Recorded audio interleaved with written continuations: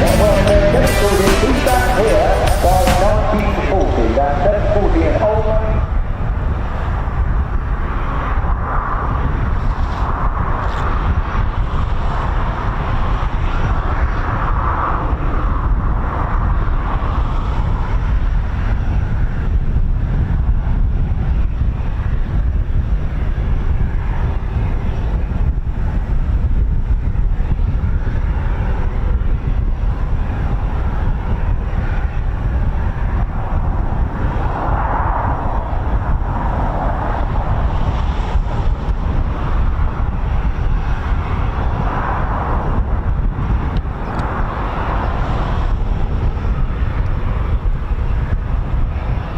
Very good morning, ladies, gents and teddy bears.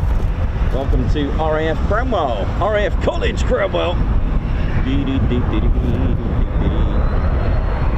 Here we go.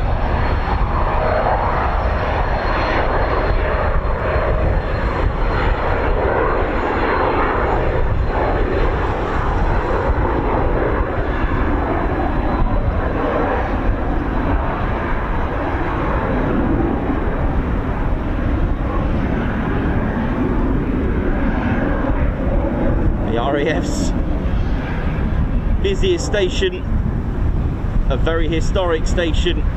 This is where it all starts. The front line.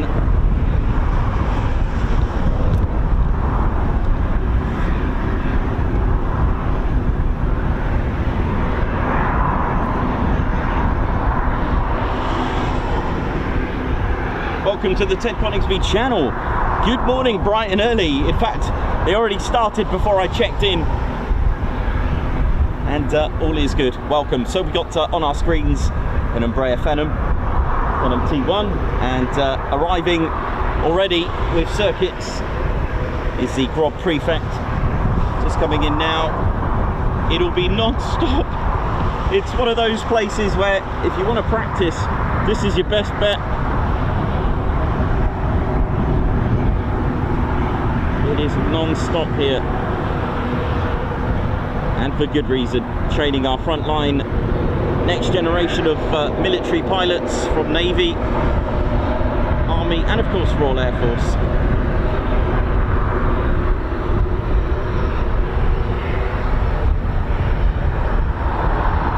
This is the Grob Prefect.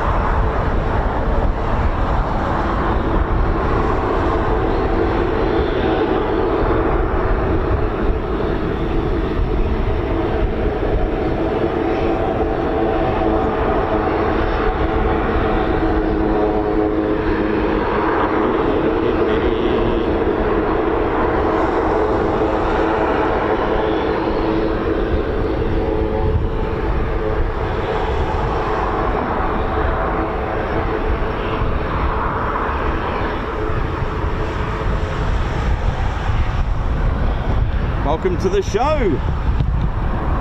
This is where you become an officer in the Royal Air Force, the beautiful, wonderful College Hall.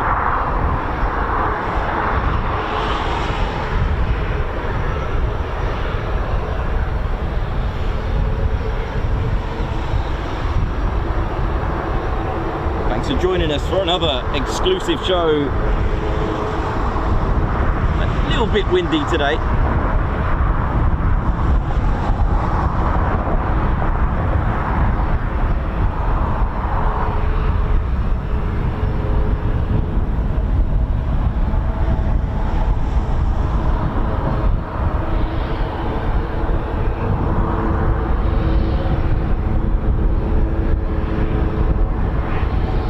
Runway 26 in use. There are two airfields as well. I forgot to mention, behind me to my sort of 4 o'clock is a North airfield, which is the grass runway strips where the Grobs and gliders can use, I guess, over the weekend.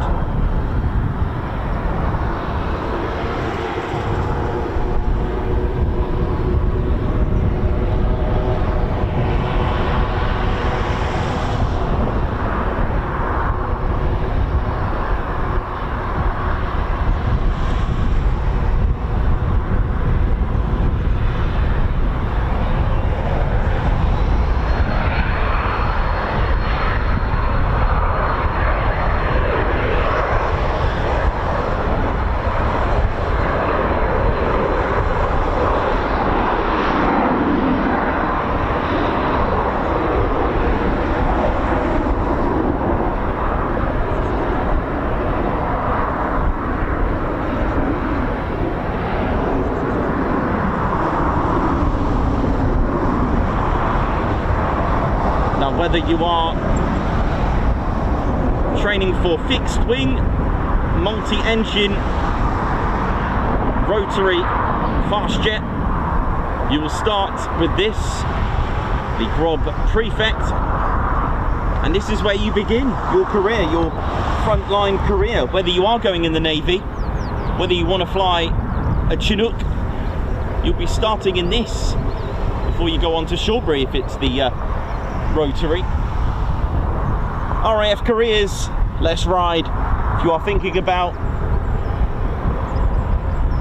a Royal Air Force career, you could do it if you're in the cadets. I know kids are at school at the moment, but we get a lot of kids that tune in after the show when they finish school.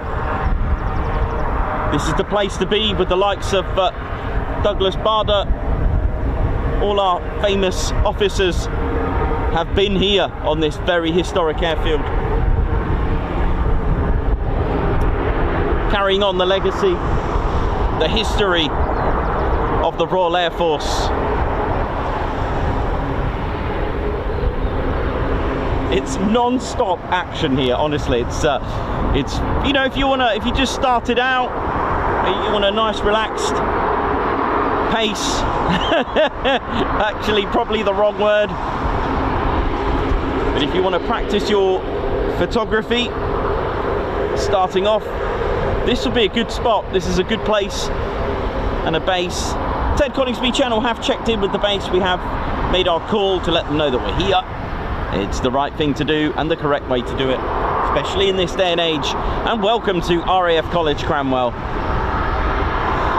The airfield here has two runway strips for runway 01 and 19 and 08 and 26. They're currently using 26. Like I said, there's a grass runway strips behind me, which I'll show you in a moment.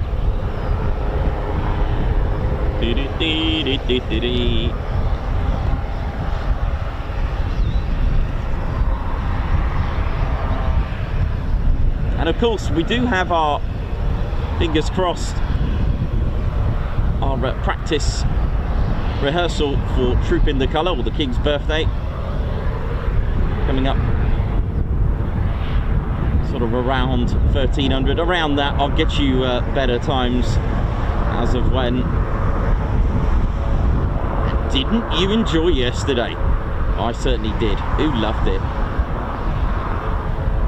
You know, from F-35As using their cannons to a Grob Prefect, that's how we do it.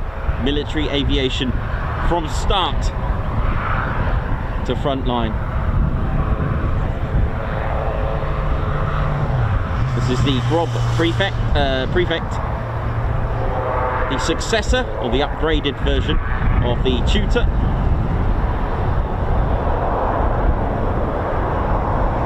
Features winglets and retractable landing gear, as opposed to the fixed landing gear, non-retractable on the Grob Tutor. So this is a lot more versatile.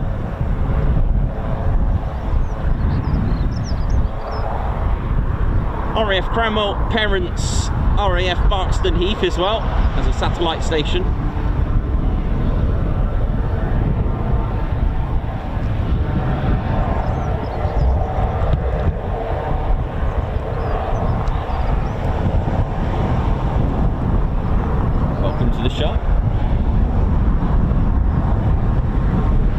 Bit of a punchy wind today,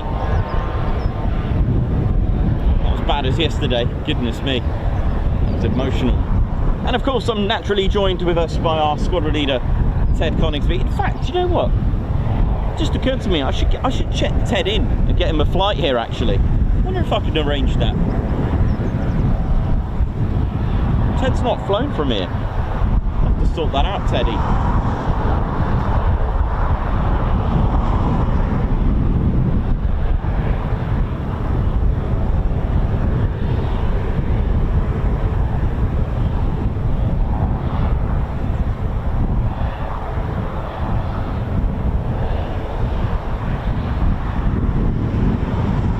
So RAF College Cranwell's motto is Alitum Altrix, which means nurture the highest, and that's pretty much what they do here Squadron's based here, 45.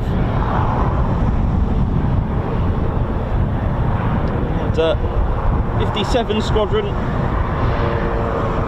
And 8 RAF Police and Security Squadron. We've also got the University Air Squadrons of the East Midlands University's Air Squadron. There's even more prefects taxiing out.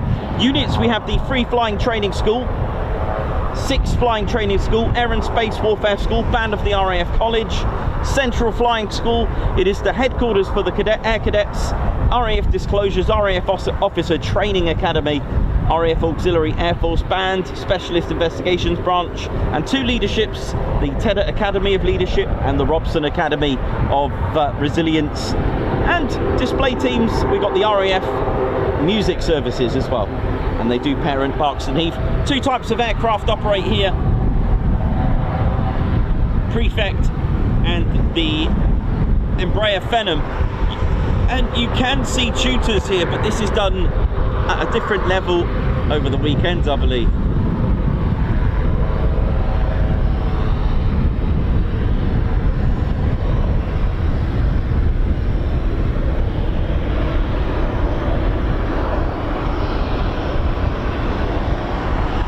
It's amazing, isn't it? Whether Chinook, A400, Typhoon F-35B. This is where you start. This is what you start on. Of course, it's a 2-seater, dual control, student and qualified flying instructor. Qualified flying instructors can be from a military background or civilian background. So for those interested in a career, you know, if you've got flying experience, so you want to mix it up with military, you can still qualify if you have the right stuff.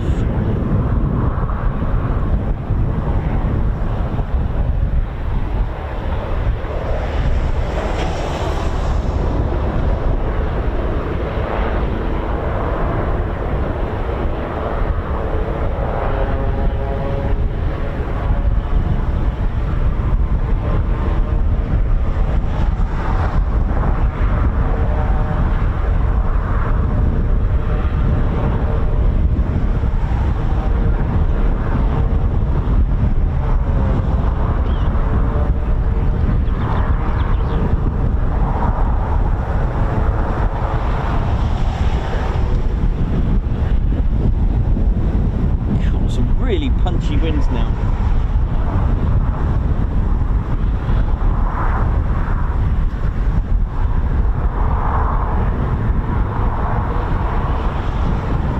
This is the Grob Prefect T1. This replaced the Grob Tutor, or replacing the Grob Tutor, the 120 TP Prefect. 2-seater training aerobatic low-wing aircraft with carbon composite airframe. So it's got a bit of a bit of a low RCS on that respect, eh? But under the new UK Military Flying Training School, the Grob Prefect T1 in the elementary flying training role with 57 Squadron here at Cranwell. Got a lovely Rolls-Royce M250 B-17F turboprop engine. It's rated at 380 shaft horsepower with maximum continuous horsepower, that is. Max speed at 245 knots, that's 454 kilometers an hour. On a rate of climb of 2,855 feet per minute, that's 870 meters per minute for in new money. Wingspan 33 feet 10 inches, that's 10.3 meters.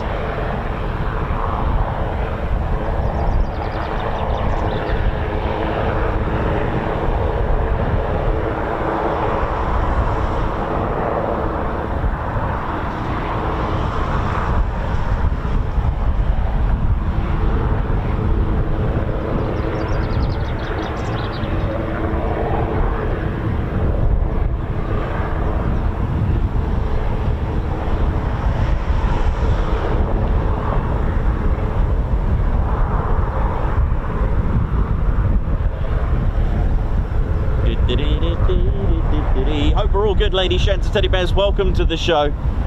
And of course, don't forget to hit the like button. Let's get this rolling.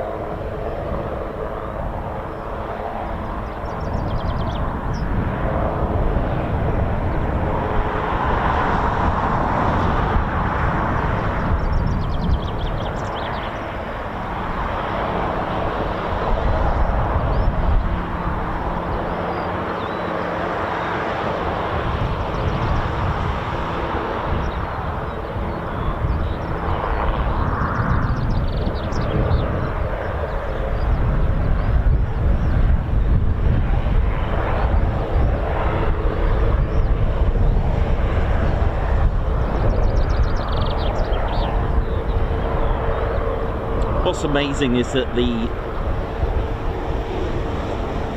goal, the achievement set, the dream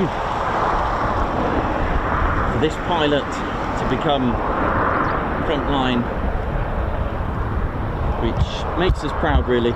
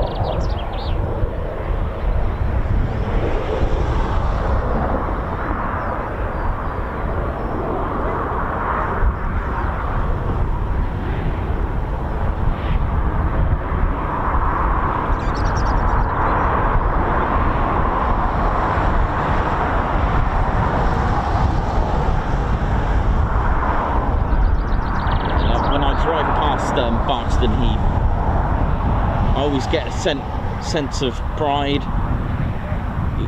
I'll tell you what, if you ever drive past there, if you ever drive past Barkston Heath, it's got such when you drive past, you'll see the all the prefects all lined up nicely, perfectly as well. And I get a sense of pride that, all these pilots, I saw one walking today, just parked up. And I'm just so proud. I get a sense of pride because I think, wow, you are, there's a lot going through my mind, and I'm sure there is for theirs, but, it's so proud that they're keeping on the RAF legacy, or our frontline legacy as well. And their goal is to become frontline. And I'm very proud of them.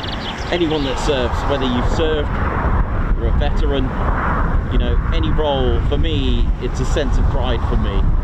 When I saw that young lad just, all dressed up smart with the chip bag, and I just think they're walking to their aircraft to check in today to become a frontline pilot, which for me, like I said, if you've served or are serving, I'm very proud to know that you've served, and there's men and women out there that are having that mindset, sense of pride, and I just absolutely find that fascinating. I never got a chance to do it, my eyesight let me down. I did want to become a tornado pilot, but there you go, that's another story. But here I am, still involved with military, but not in military, doing my bit, you could say, for probably indirectly or directly, depends how you want to look at it, of promoting our Royal Air Force. You know, Ted could, you know, the inspirational talks that I've done with cadets, Ted becoming an inspiration for our youngsters as well, you know, whether that's what, you know, I didn't set out to think like that. I didn't actually set the channel out, you know, with no knowledge of any of this. I didn't realise that I, in a way, probably have a lot of impact on cadets, people joining. I've already had veterans contact me saying, you know what, I actually feel like going back thanks to your channel, you know. And also the other aspects of the channel, keeping the history alive. We don't want that forgotten, do we? And this is such a historic base, this is such a historic station, there's so much here. All the legends have come here.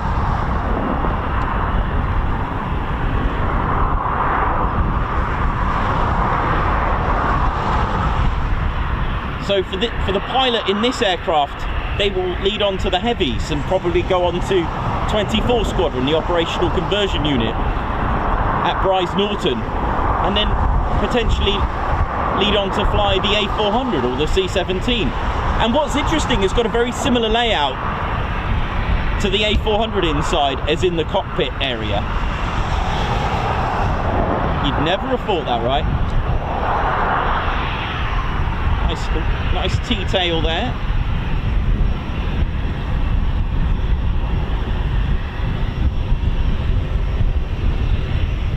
Always reminds me of the Dominee. A little bit. I love the livery. I love the classic paintwork.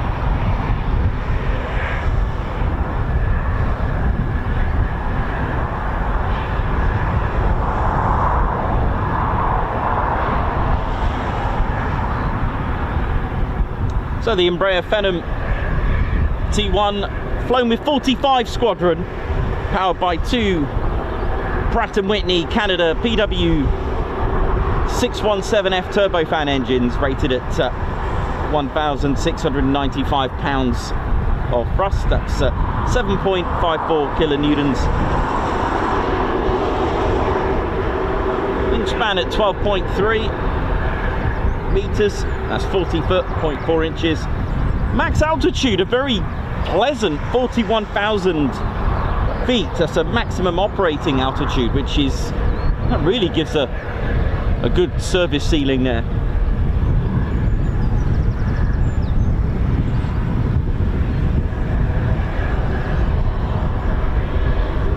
And we've got another Prefect taxiing out. It's a busy one, it's always busy here.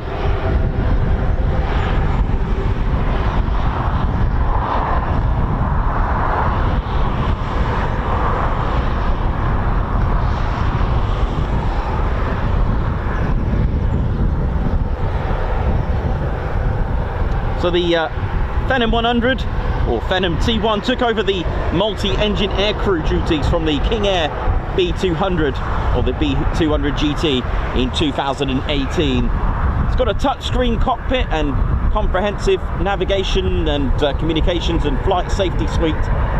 The Phenom delivers the quantum leap in multi-engine flying training in capability, as well as cockpit layout, with a far closer to the frontline types, such as the Atlas, onto which this is where the students progress. So we could be, not that we'd see them actually physically, but knowing that the pilot training and the crew here would lead on to RAF Bryce Norton. Amazing, isn't it? So when we see A400s training, we could have indirectly seen them flying the Phenom at one point.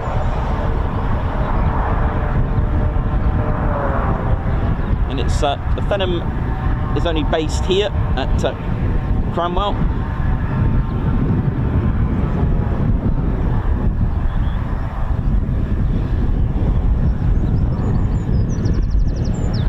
Now, station diversions, they vary of each aircraft, by the way. So, for example, the Prefect may have a different diversion station to the Phenom. The Phenoms could be having a diversion station at Waddington, for example, and the Prefects at Barkston Heath. So it does vary for those interested in diversion stations.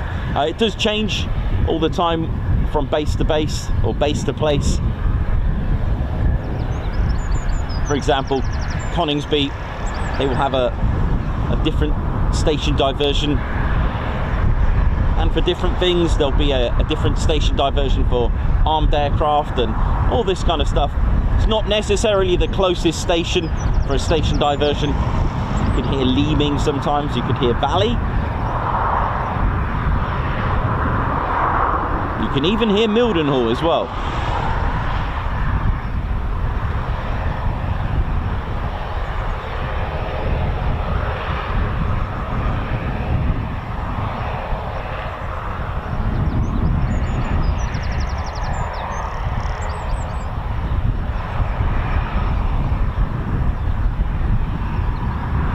So 45 Squadron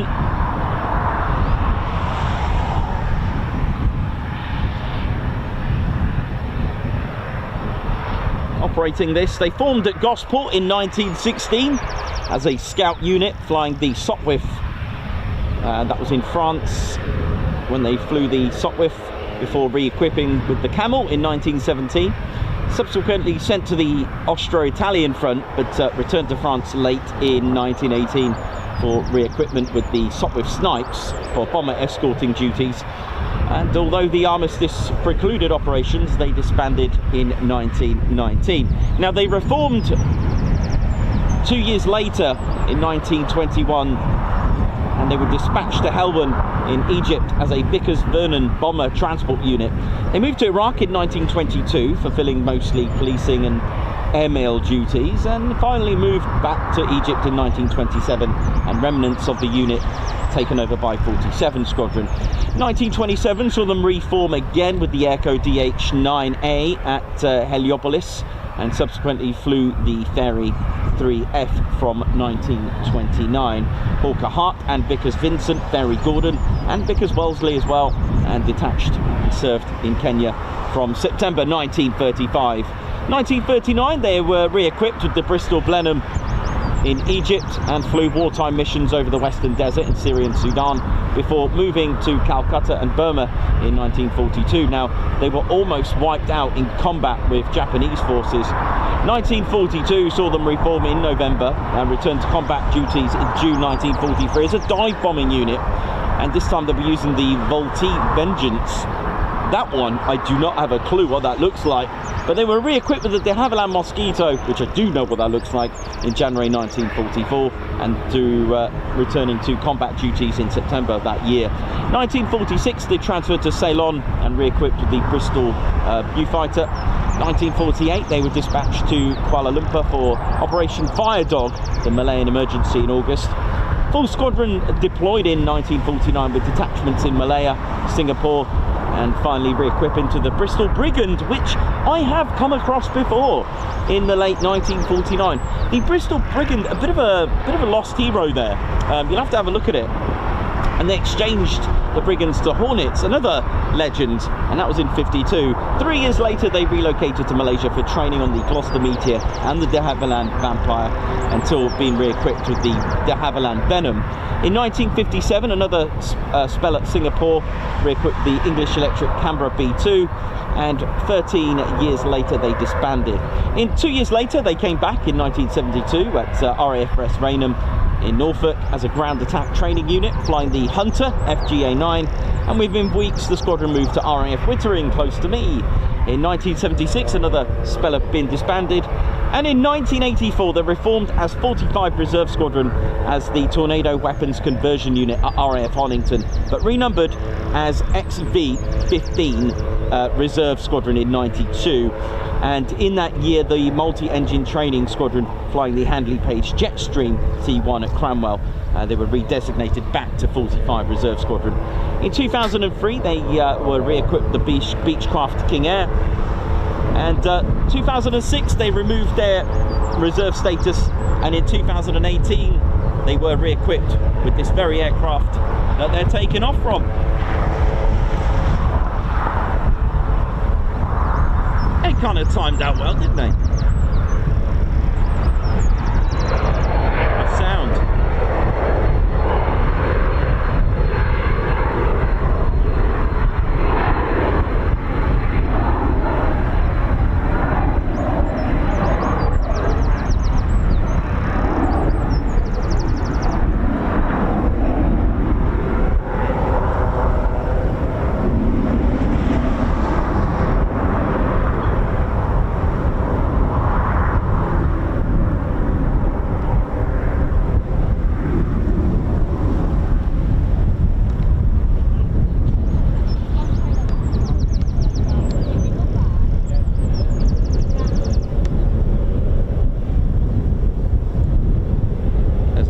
Caravan.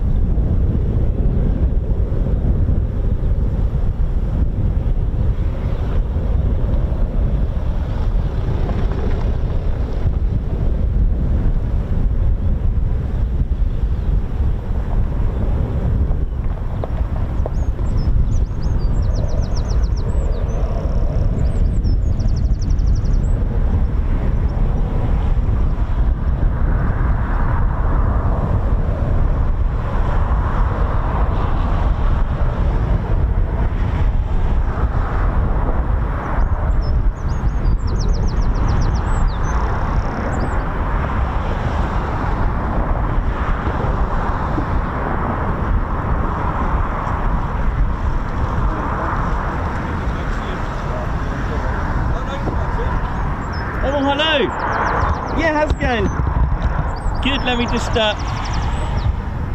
just pop this here. How you doing? All right. Yeah, good. I did ring by the way.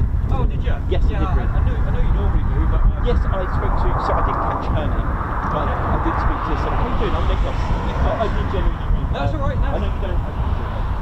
No, I was actually 7 o'clock. So yeah. Oh, I remember 7 next time. 7. Yeah. Yeah, that's good. No How you doing? All right. Yeah, good. Thanks. We're just coming to tip our hat to you. Just I know you were normally all over it, but see anything like ordinary to yeah. So yeah. You got rock festivals as well.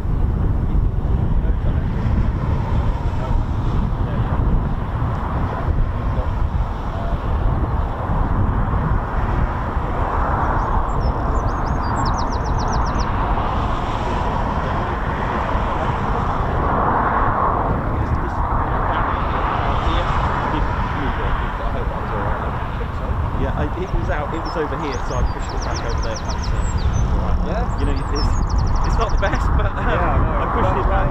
Still doing the same job, isn't it? Yeah. No, it's pretty good. That's fine. So yeah, normally best spot when you do rigs. Yeah, cool. Happy days. All good. But yeah, I got your. I won't mention it. You're not on the screen, but I've got the extension. Yeah, but that's good to know that I can ring earlier if I get here. Yeah, like I said, there's always somebody in the office at 7 o'clock.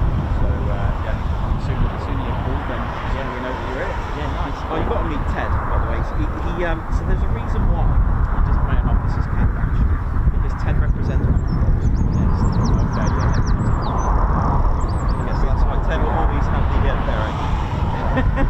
So what do you do then? Because I've never met you.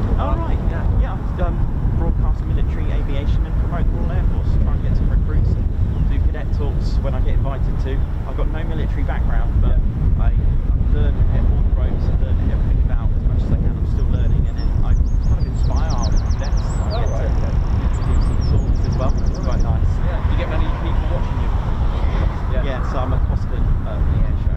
Oh, right. Their official broadcaster. So You're going to be there, aren't you? Oh, nice. Yeah, so I mean, I had 10.7K watching. Really? Last year at the air show, yeah. Wow, okay. So, but I've always said that right, mate. That's fine. Yeah. Any issues, Yeah, and also look out for it if you've got anything on this. I think we can mobile, but we've already got it, yeah. Brilliant. Well, No, that's I tried calling about 15 minutes ago. Oh, I may have just turned it off because I was chatting. No, I'll save it.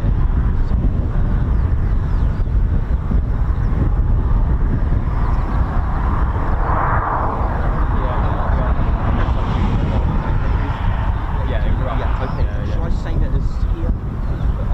RF, please. Yeah. Juno. Yeah. Yeah, it may have been in my pocket.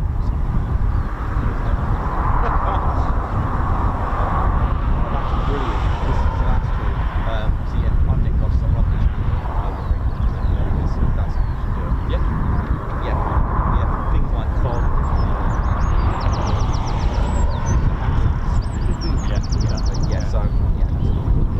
Okay. Yeah, no, cool. Oh, well, yeah, it'll start to get round here around 12ish. Yeah. The last thing we had was quite visible for everyone. Last time I was actually shocked to not see any cars that way. So,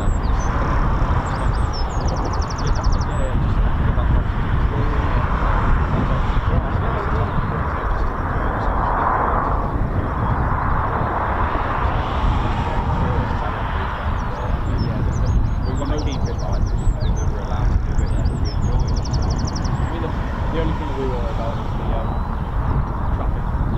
Making sure that people are dangerous.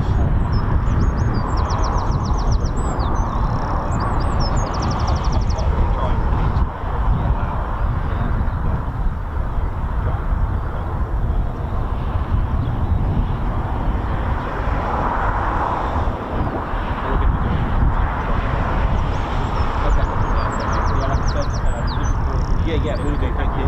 Thanks a lot. See you at Cosford. See you later, lads. Hey man, how you doing? I was like, uh-oh, 2 cars, what's going on?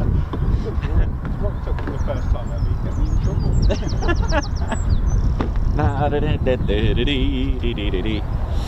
Oh, how are we doing, ladies, gents, teddy bears? Hope we're all good. That was good because while I was talking, there was no aircraft that took off. Well, I think so anyway. Yeah, you did.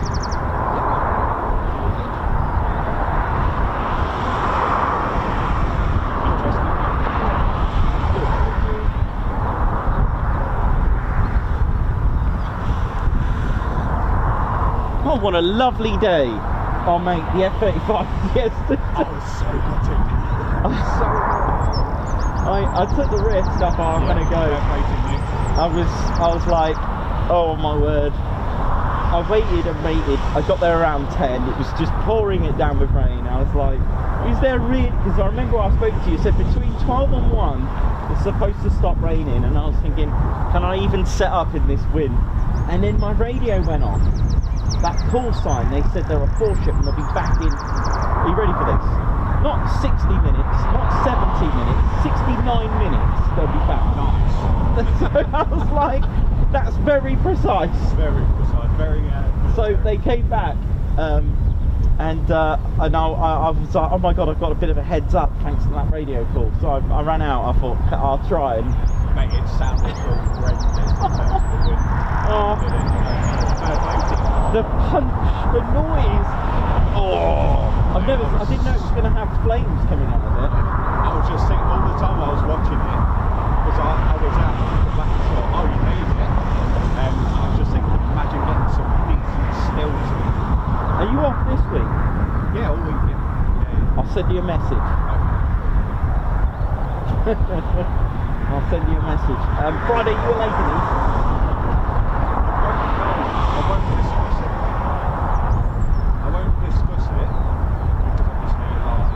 That's fine, mate. Yeah, I'll send you a message. But I'll send it now. I'll send it to you on Discord. What's that?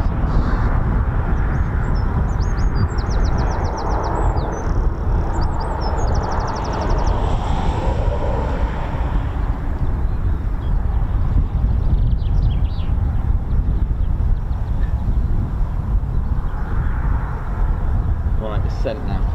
Cool. No problem, man. Yeah. Dee dee dee dee dee dee dee. Yeah, it's a bit damp, but Yeah. you'll get the gist. All right, where's Teddy? Teddy's not been on the show yet. Teddy, come on, mate. He loves it here.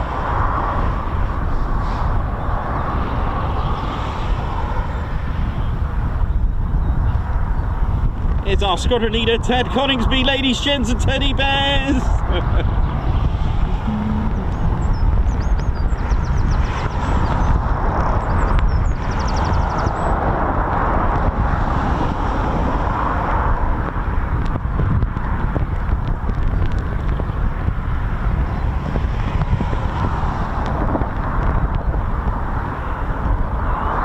Ted, how are you, mate?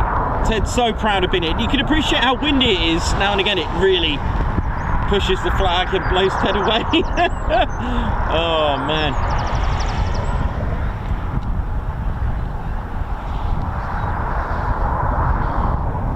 Now, I know there are better spots for lighting. I get that, and I appreciate it. However,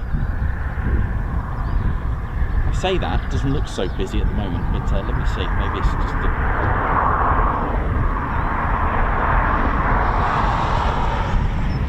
but that road there, the dual is a carriageway or a highway, and it's so busy. It's just, you know, they're going 60, 70 miles. I can't remember if it's a dual carriageway. I think it's a single carriageway, so they'll be going 60 miles per hour, and it's just a constant A road.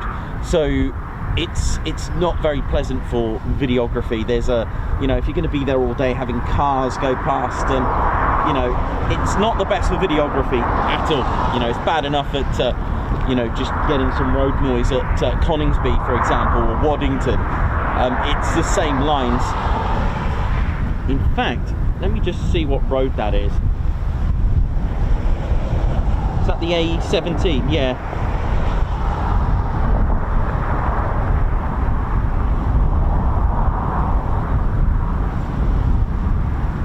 Yeah, so that's the A17, and you can see lorry galore at the moment, and it's just, you know, you buy and lay by, it's constantly busy. So, you know, if you want to do photography, we always recommend to, obviously, you know this, to go on the other side, you know, to have the sun behind you, but this will do as a good compromise.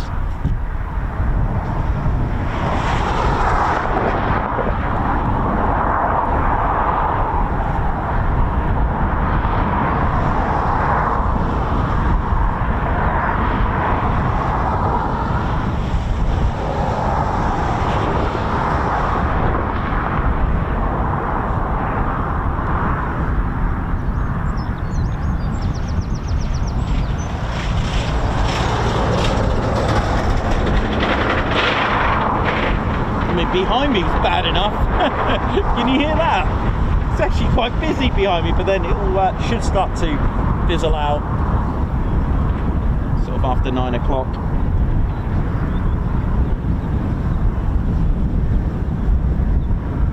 But it's a beautiful road when you drive through Cranwell Road, I think it's called, and it's called Village. Is it Cranwell Village? Look at these. A little bit of nature in, a little bit of wildlife there, getting excited.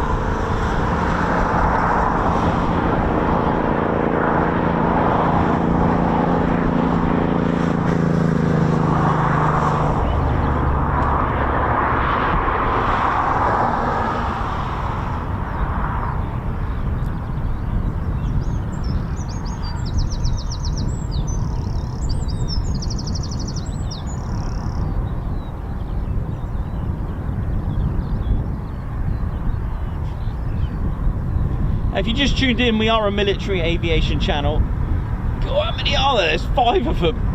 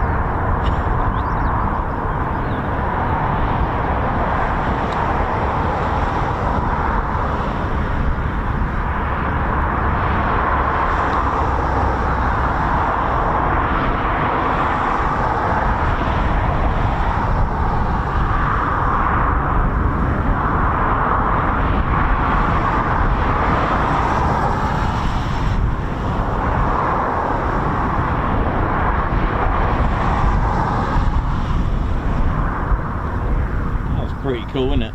Nice to have a bit of wildlife, you know. And so while I'm on that note, if I pan over here, you'll see the northern airfield, which is a grass runway over there. The grass strips. I believe it's grass. I'm pretty sure it is. Over there, look. Again, part of Cranwell. The northern airfield. It looks like it has 2 runway strips. I don't know what that was.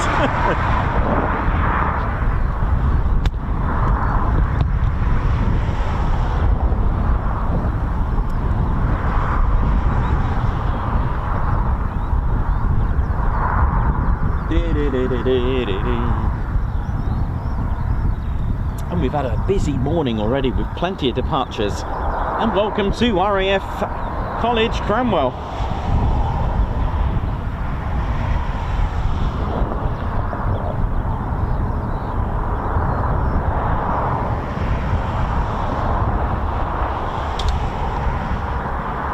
If you ever drive through, do make sure you check out the college hall.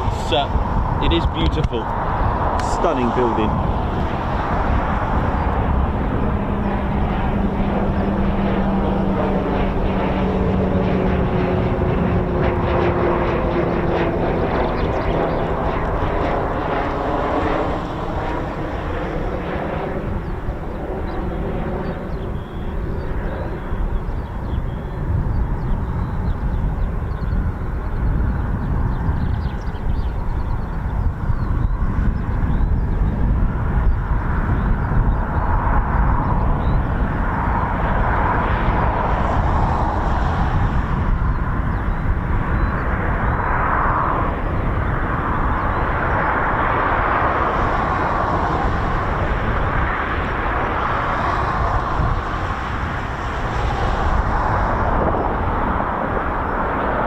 Love the livery on these.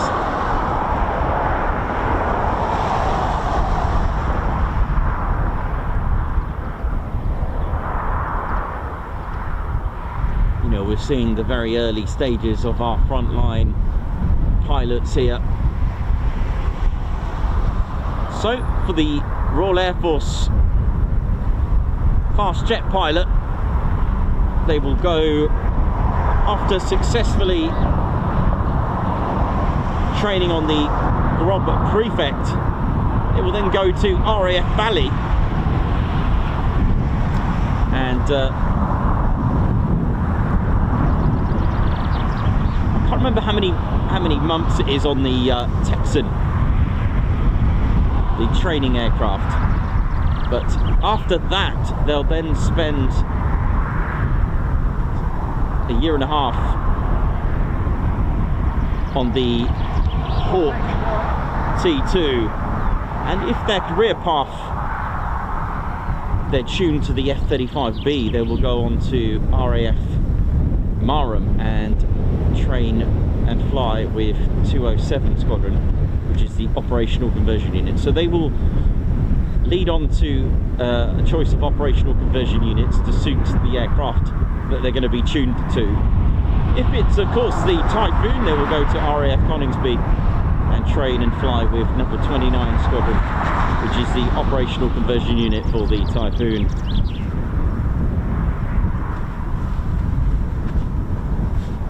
Or if it's the multi-engine heavies or fixed wing, they will start with this, the Prefect, then the Phenom, and then it's 24 Squadron operational conversion unit at RAF Bryce Norton. If it's the Chinook, again they'll start with the Prefect, and then they'll go on to Shawbury, RAF Shawbury, and then 28 Squadron RAF Benson, which is the operational conversion unit for the Chinook. So you see where I'm going with this. So you start with this, the Prefect. Of course there are various university air squadrons as well. There are quite a few. There's some at RAF Leeming, RAF Wittering, and of course here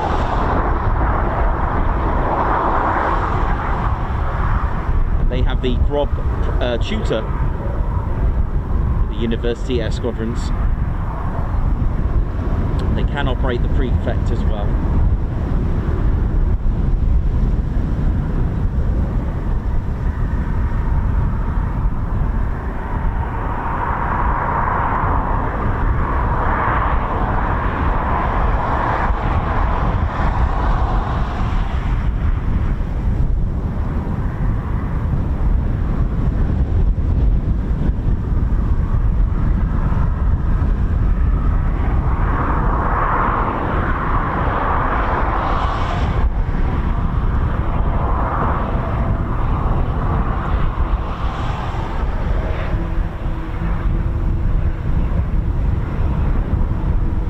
See touch and goes, low approaches, go arounds.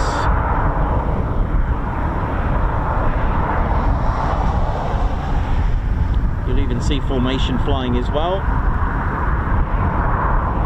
You know, all the things that we see at frontline level we see here as well.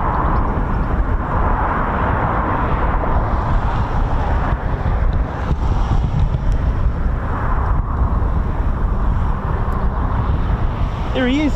Tim, how you doing, man? Good, mate. You're right, man. I got your hoodie. Yeah, I've got a flying dash. Oh, have you? Let me go and get your hoodie quickly. Yeah, how you doing, man? I was like, who's this?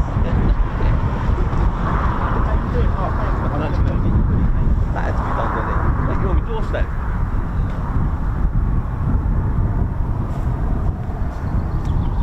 I love the visitors here today.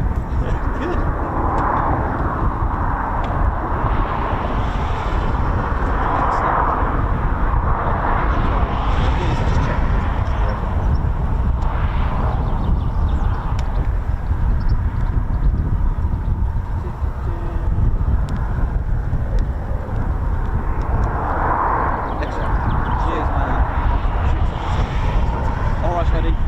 Take care, see ya, man. Bye.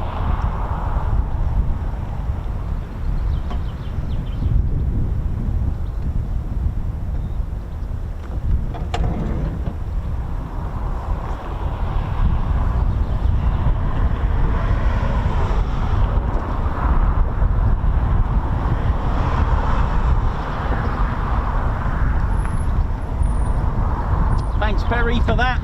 Thanks for confirming about the grass runways. 2 grass runways, 06, 24, 03 and 21. Nice one. Used for gliders mainly. Nice one, man. Thank you for that.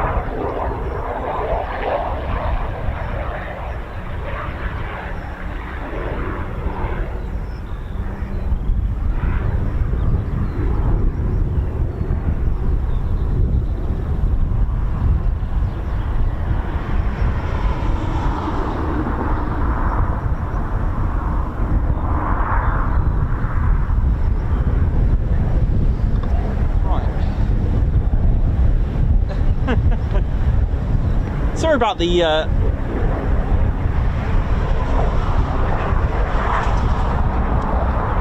okay, this should look better now. I think it should be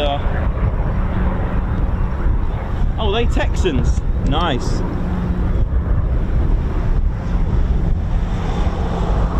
So speaking of the Texans, this is beginning to look like a Flypast rehearsal now. They did this last time.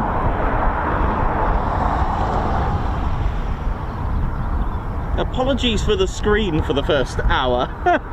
It was in 4K, which I don't want it to do because, yeah, just didn't require 4K today. So, which is why you had some of the aircraft not in the middle. So there we go. So I've just brought it down to so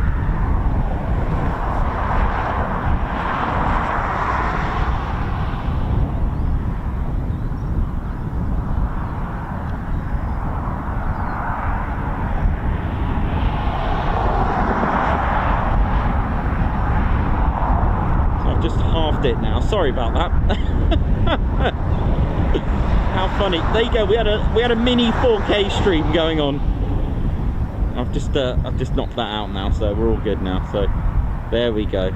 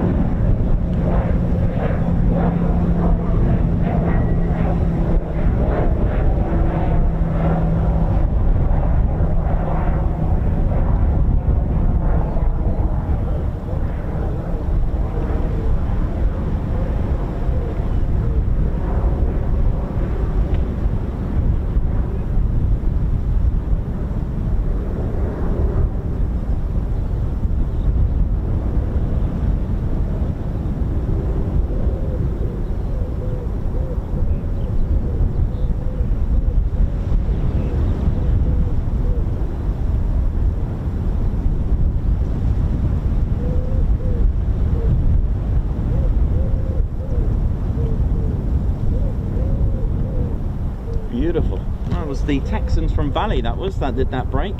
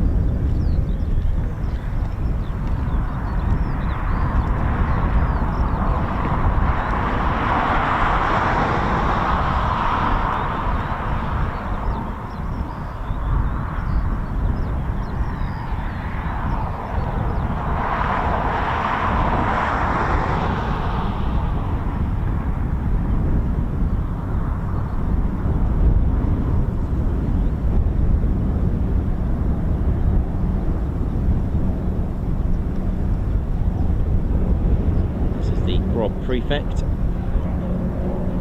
And like I said, we just had 2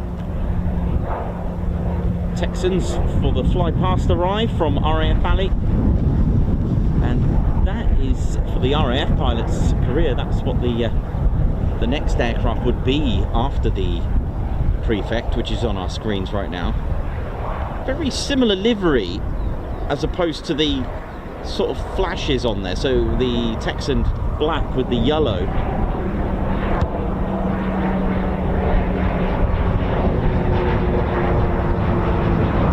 White with the sort of like sky blue little flashes there, a little bit of a red nose as well. I love that, I love the livery on these.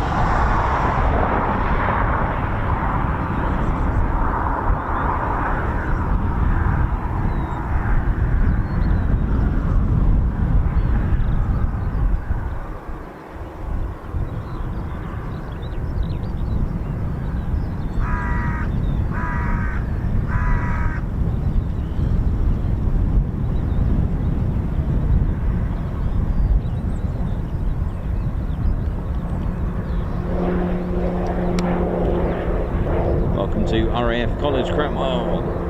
Hope we're all good, ladies, gents, and teddy bears. Welcome to the show.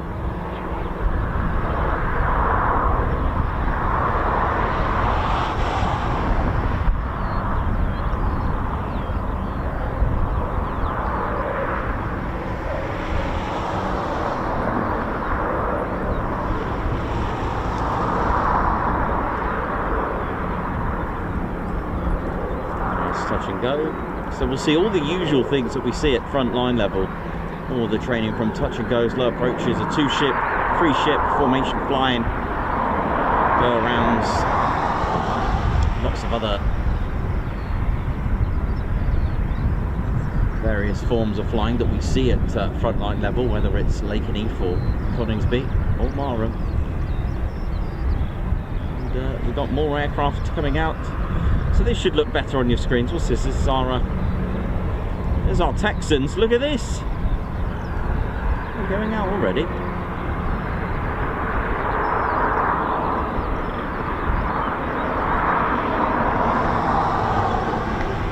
So these are from RAF Valley.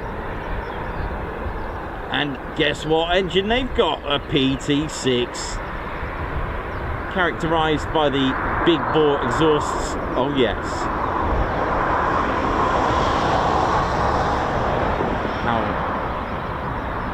Amazing this engine actually is. The back of the engine is actually the front.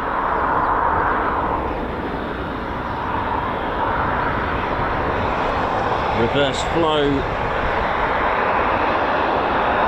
a 3-turbine engine.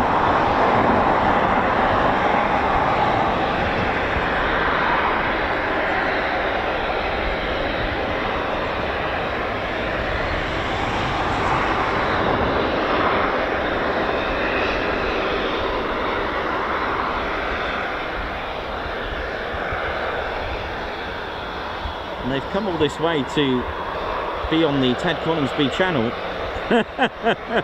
Just kidding. But I would have thought they were here for the Flypast, but we'll see. Unless it was a quick stop and go.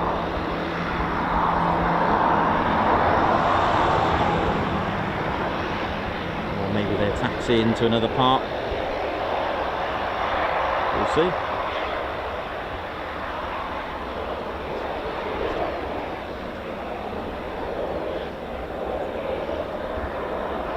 Big shout out to RAF College Cranwell, all personnel.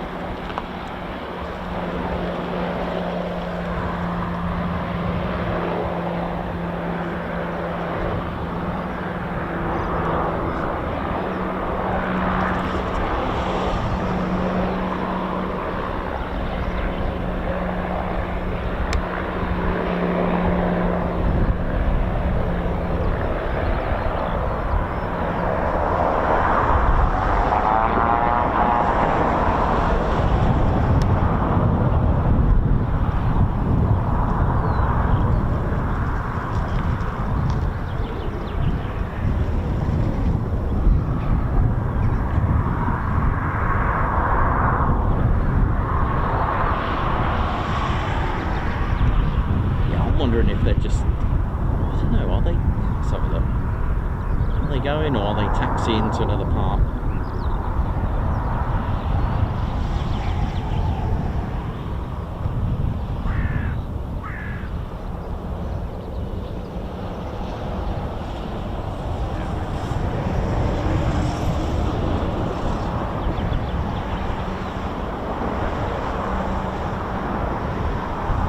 Just been allocated a parking at Cranwell on the other side of the base. This could be the case,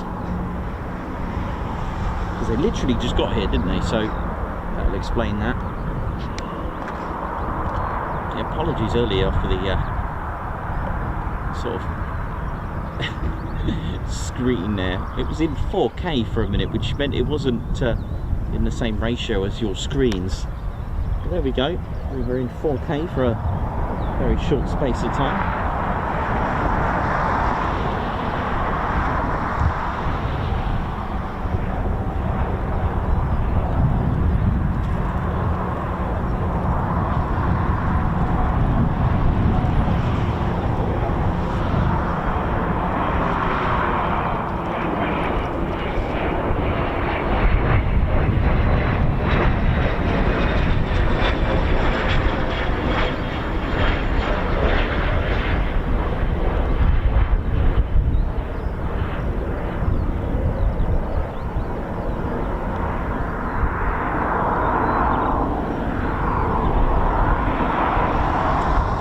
Hints of the Jetstream and the Dominie, doesn't it?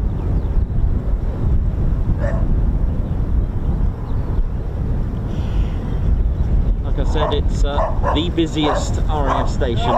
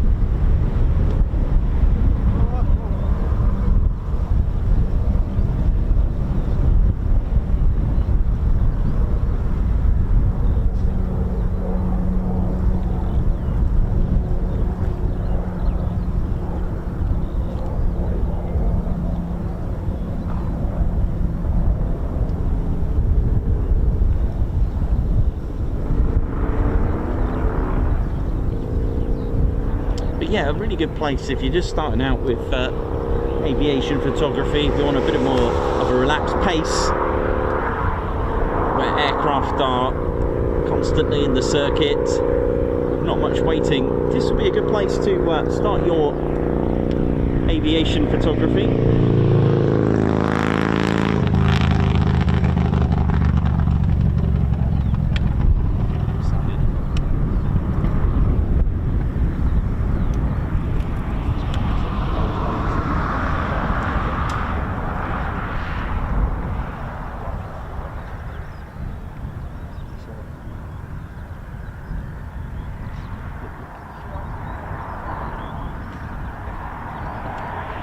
Oh, nice.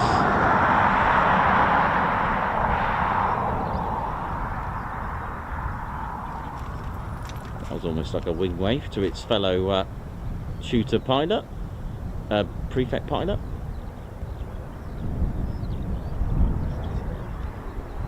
That was cool, wasn't it?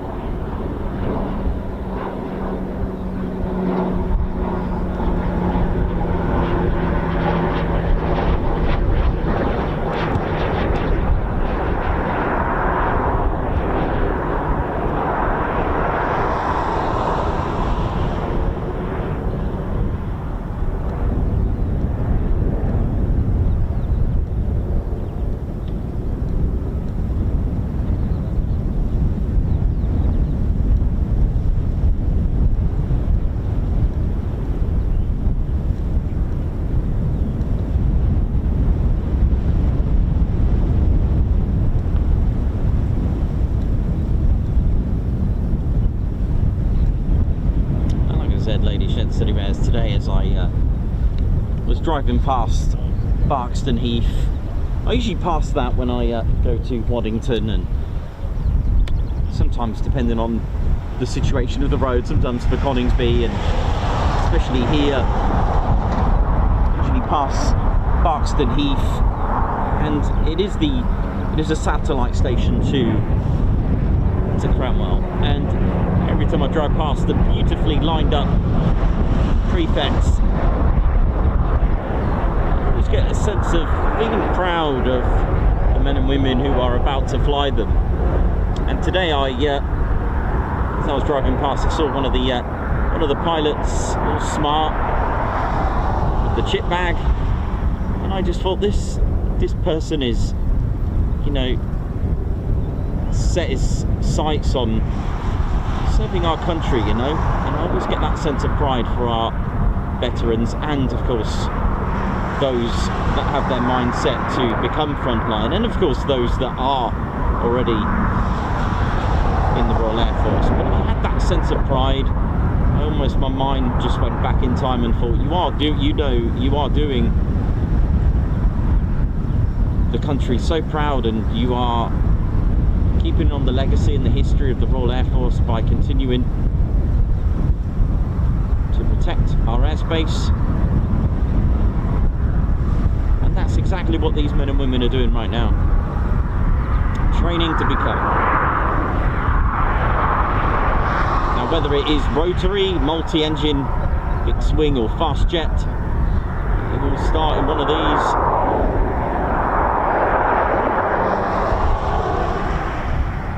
For all military pilots, whether you're Navy or Army or Royal Air Force, this is where you come, where you nurture, become an officer of the Royal Air Force as well, if you want to, if it is the Royal Air Force career.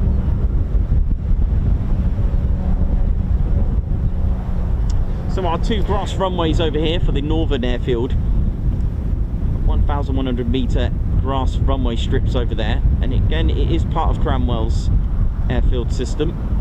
Two grass runways over there.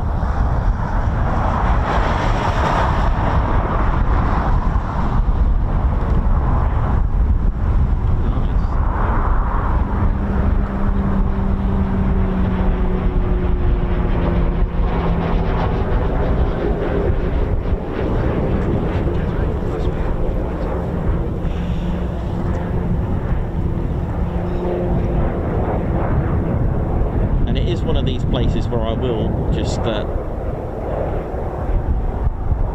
to leave the camera in a position where there won't be a break today, is what I'm saying.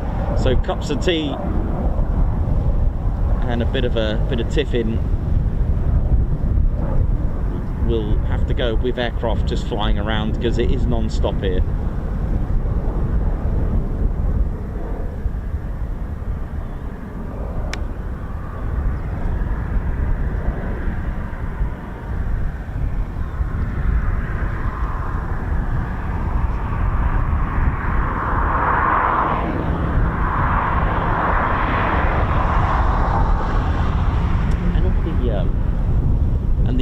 Is to be taking part for the King's birthday flypast. Must be a great feeling. There's a lot of work put into it, you know, all the preparation for the NOTAMs as well, the crew getting the aircraft ready, serviceable. You know, there's a lot of work, but also that sense of pride for the aviators and pilots and crew to are actually taking part. And of course, big shout out to the ground crew who will get these aircraft serviceable, ready for the fly past, with spares as well. But that pride to fly it must be some feeling, right? Ted's flown a couple of times over Buckingham Palace. Ted was in the CR formation for the King. That was 2 years ago. He's also flown over Buckingham Palace in the memorial flight as well. So he's no stranger to the flight pass and Buckingham Palace.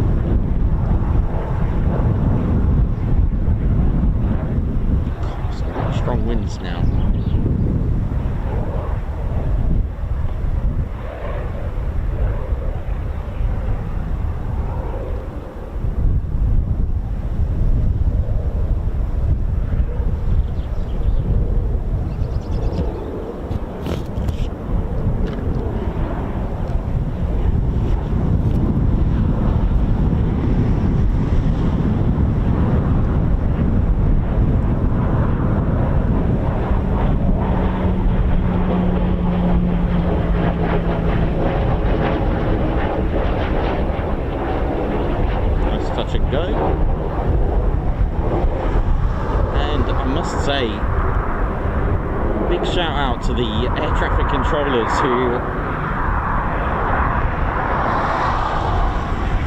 are always busy here for sure, and trying to manage and keep everything safe in the skies for these pilots and flying instructors to be able to carry out all this training non-stop with lots around.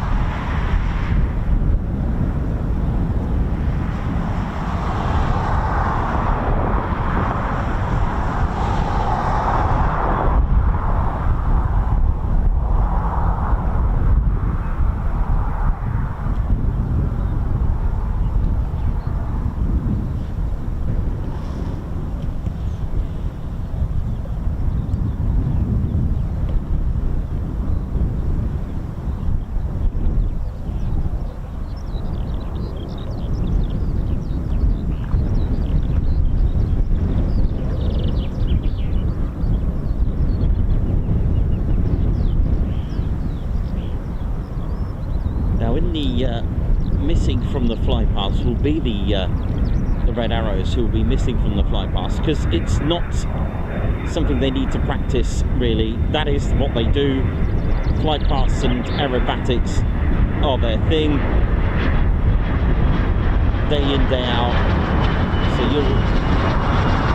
we'll have them omitted for the rehearsal for the Flypast. Don't forget, this is just a rehearsal. There'll be other aircraft involved than what we see today.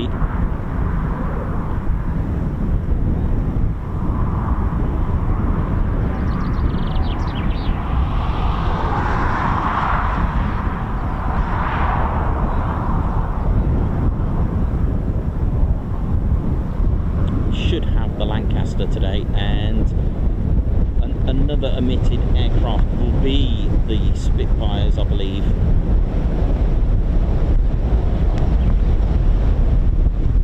Of the BBMF, and the Chipmunks and the Dakota at the moment. But we'll see. We'll see around sort of just after midday, between 12 and 1ish.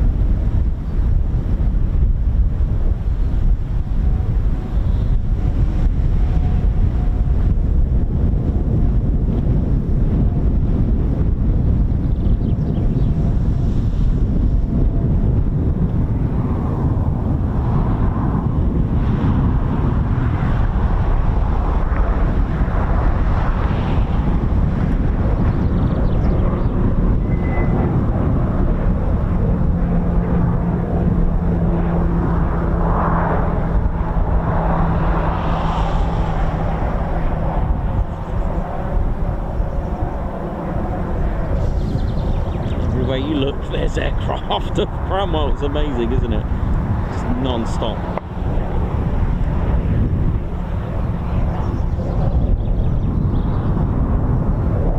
Oh, the flare's been fired. See some issue on the runway.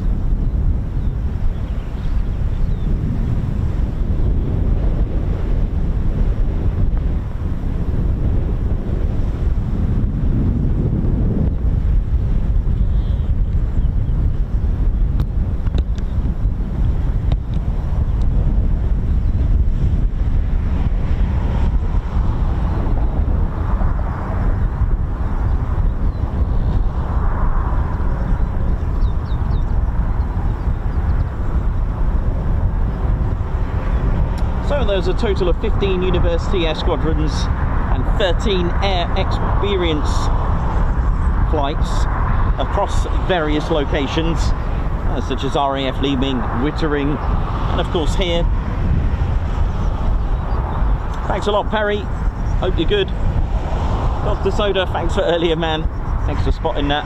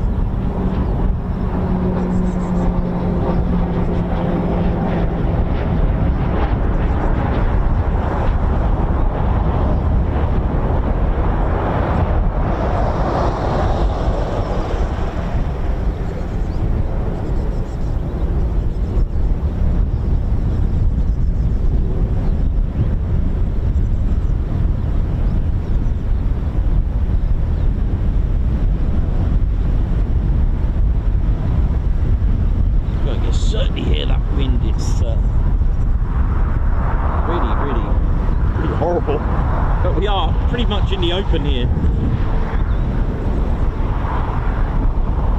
Welcome to the show, everyone. Hope you're all good. You're tuned into the Ted Coningsby channel. Don't forget to hit the like button. Let's try and get 1,000 likes before the rehearsal fly past today. Support the channel like you do.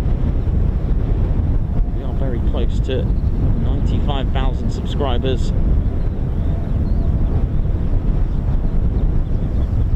We'll be at Lakenheath on Friday, but not sure even if there will be a show tomorrow, as it really is a bit scatty and wet and all over the place tomorrow, so just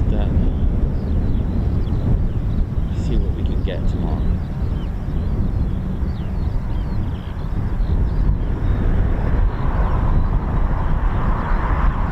Of course, Sunday we've got the honour and privilege to be able to bring you officially RAF Cosford's Royal Air Force's own air show.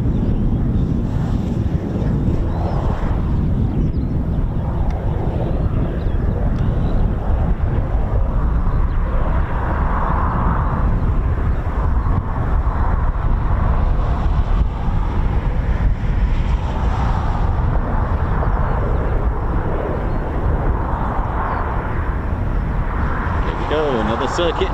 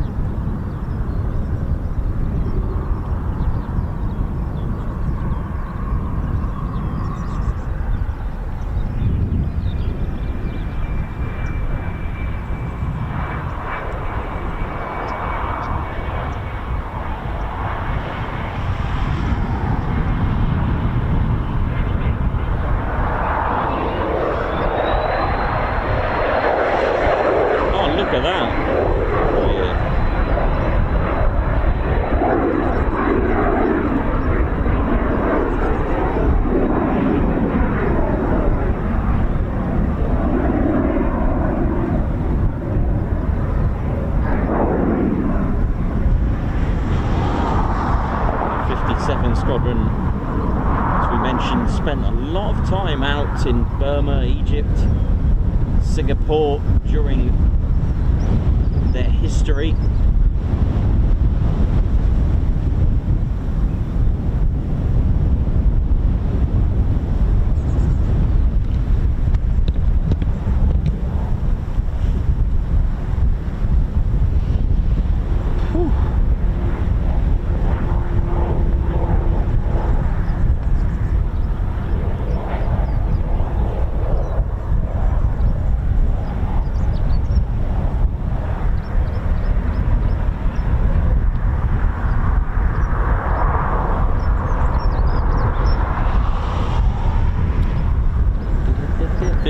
Squadron today fly the Prefect, which has just touched down now,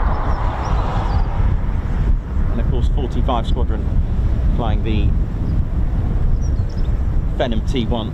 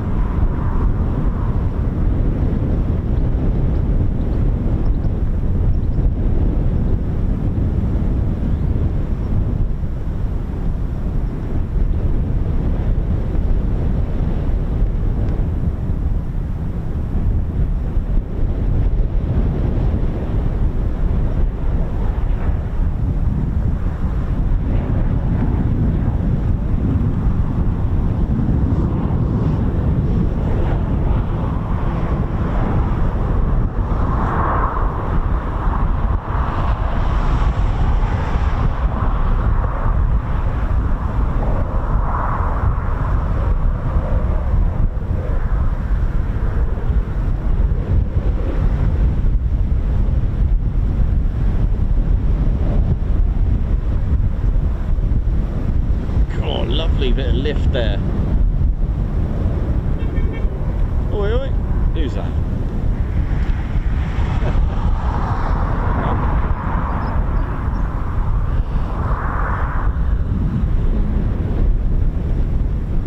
So you see what I mean now? You kind of get the idea how busy it is here. Just non-stop flying.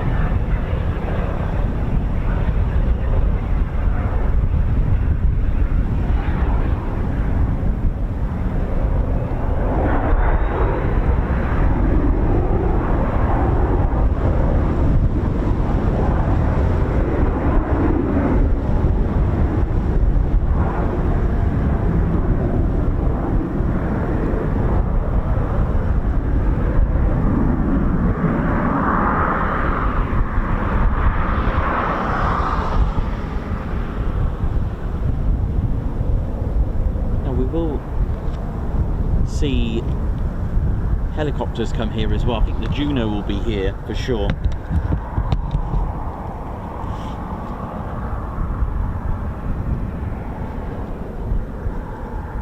Oh, I can see the Reds. Reds are up, aren't they? Look at this.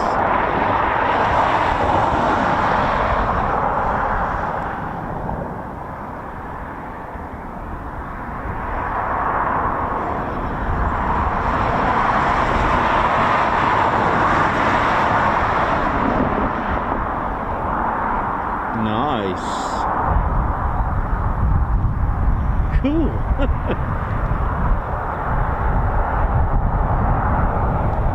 Nice one.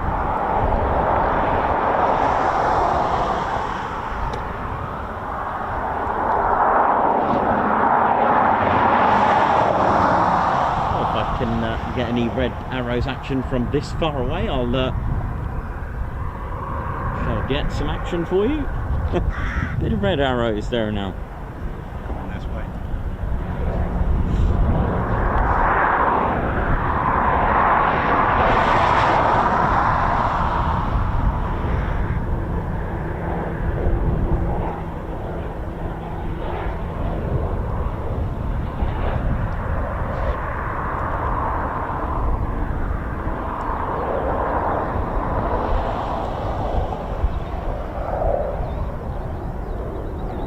If you remember, we are still in Bomber County, Lincolnshire.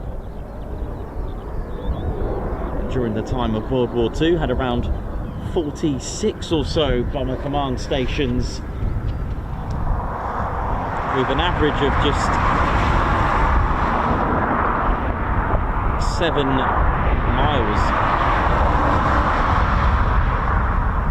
between each airfield, which is quite phenomenal, really.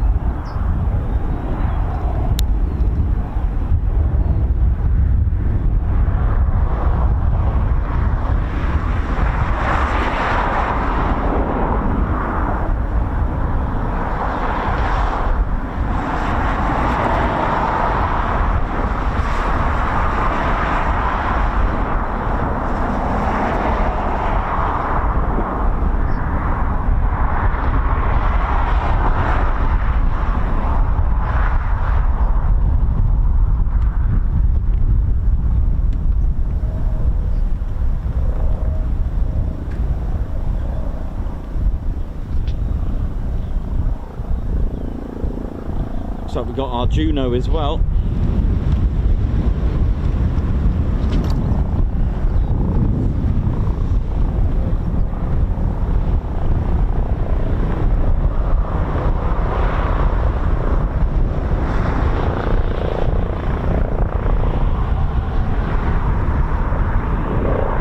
From RAF Shawbury.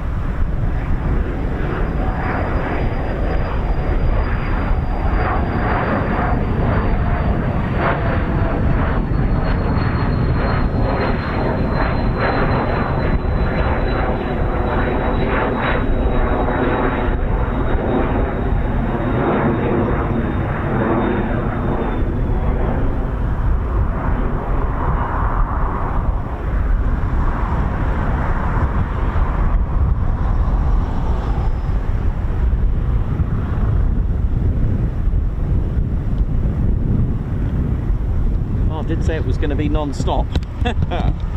Oh yes.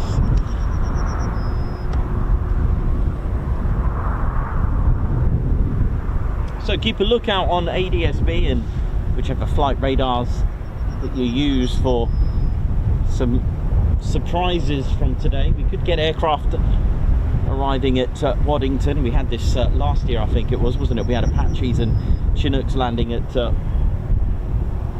Waddington the previous years.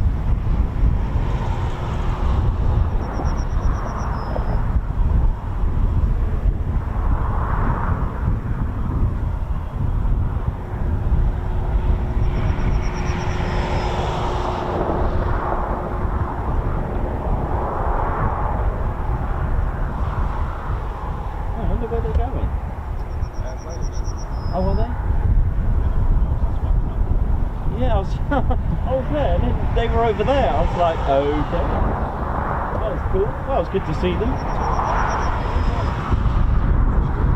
Brilliant.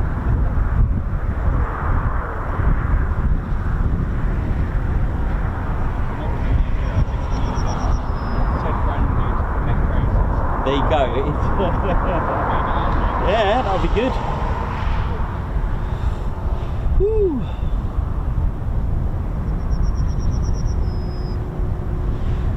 Sam Kennedy. Yes, absolutely, the video from Hull Beach. Yep, you could safely say it was insane, and you could tell that I enjoyed it as well. I've never seen anything like that before, with those flames coming out, sort of that muzzle fire, the cannon on the F-35A, the GAU-22A. Amazing, absolutely brilliant. Righty, how you doing? Karen Glenn, LEJ Approach, Margot, Christine Barnes, welcome chat. Tony Rivers, how you doing? Perez, Matman Bush, Dr. Soda, how's it all going? Hope we're well.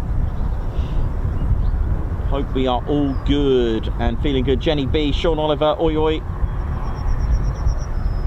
Silver Trig, Aspen, what up? How we doing? Aspen, how's it going? Edward Coates, Katie Coates, how you doing? Joshua Brown, very good day, good afternoon, good evening, good morning, wherever you're watching from in the world. Welcome to RAF College Cranwell, a place to become frontline, or at least to start your RAF, your military career, Navy, Army, or become an officer. The HQ for cadets, it is the place and base to start your career. Home of number 8, RAF Police Security as well.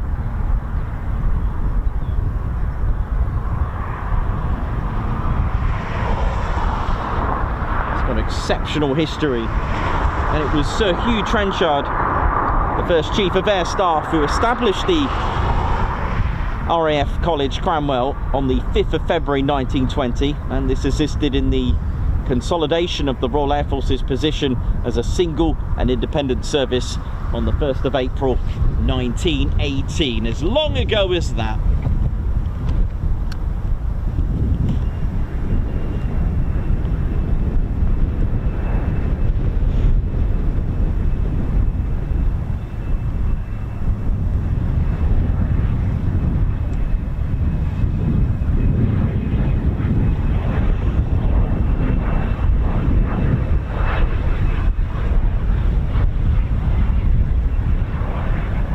Always nice to see where it all begins. It's all very well seeing the frontline bases and places, but to actually see them start their career, or at least into their career before becoming frontline, this for me is an absolute pleasure to be able to talk to you about it, talk to you about the history. You know, the suite inside here, the front cockpit layout is very similar to those of the A400, so pilot and crew be training here to become A400 crew, C17, etc.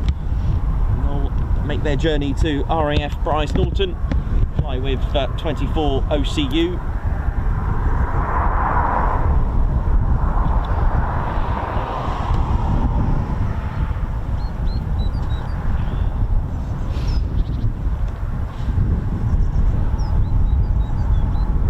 during the 30s, the College Hall Officers' Mess was completed in 1933, and the College Hall was opened in 1934 by the then Prince of Wales, Prince Edward. And it's a shame we can't see it from here, but the road behind me, if you take the road, you will see the wonderful, wonderful College Hall. If you've never seen it before, do Google it, do have a search engine for it, have a look at the College Hall. It is majestic, to say the least. There's been many types of aircraft that have operated at Cranwell over the years, including the SE-8 Tiger Moth, Gladiator, the Bulldog, Tutor, the Havilland Chipmunk, the Dominie, Jetstream and King Air. And in 1918, it's when, you know, first of all, when the Royal Air Force became a consolidated independent unit and began RAF Cranwell with the formation of the RAF. This is the very beginning. This is where it started. You know, and just 2 years later, the college was established here at RAF Cranwell. The College Hall opened in 1934, and the first Gloucester Whittle jet E-2839 flew from RAF Cranwell under great secrecy, and that was in 1941. So you'll notice, and would have heard me talk about aircraft specification from the Air Ministry. The E signifies with the 28th submission, and it was proposed in 1939. So that's what those numbers mean. The E, I believe, will be like a top secret level aircraft, I guess. But in 1960s, technical training previously undertaken at RAF Henlow merged with training at RAF Cranwell. And in 1971, the then Prince Charles started his RAF flying training at RAF Cranwell on the Jet Provost. Another beautiful little aircraft that was here, and one that stays in many people's hearts, the Jet Provost. And many of you who have been in the cadets as well would have recognised some of those aircraft, like the Chipmunk and the Provost. And of course the Tutor.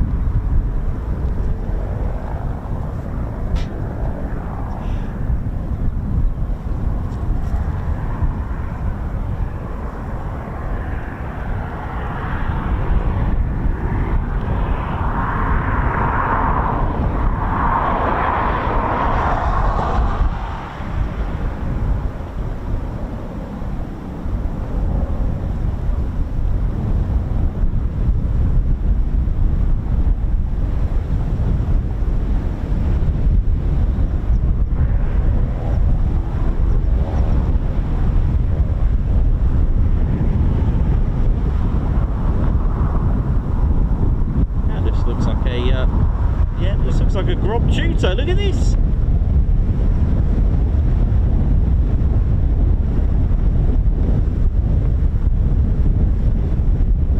Wasn't expecting to see the Grob Tutor. Look at this, the Grob 115.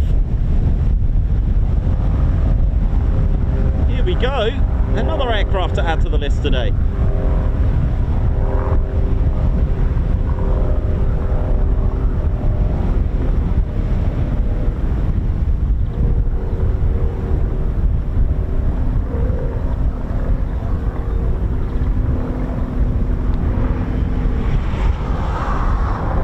Fixed undercarriage, the fixed landing gear, like the Prefect, and you haven't got the winglets on the ends of the wings.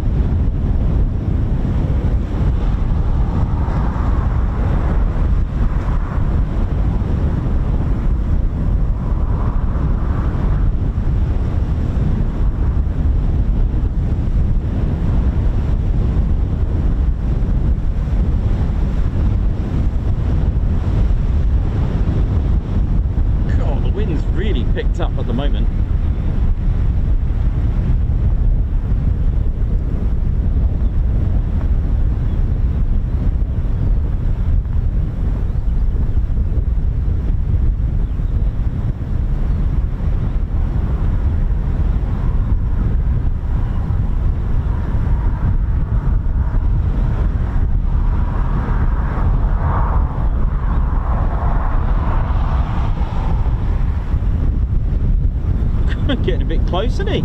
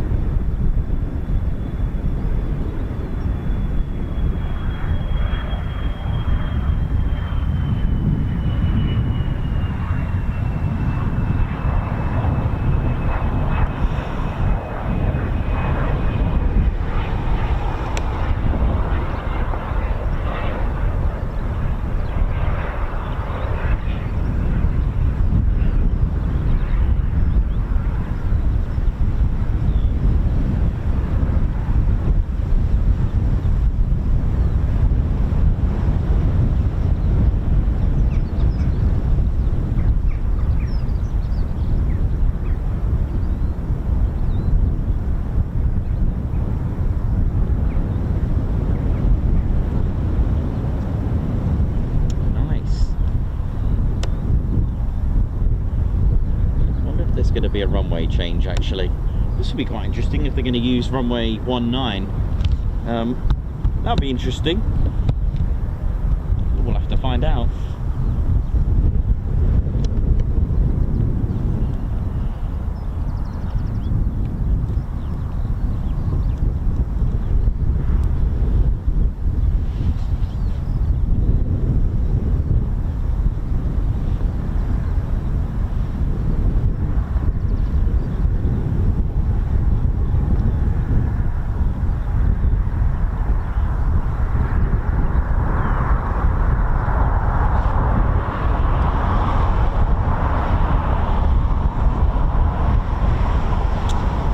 Have a runway change. Let's have a look.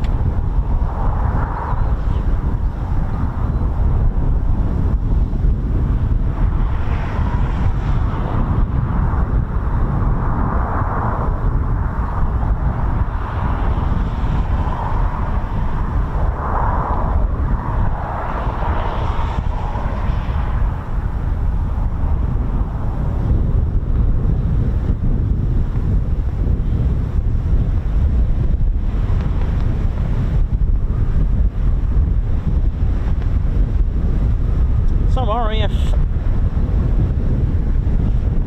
Cranwell.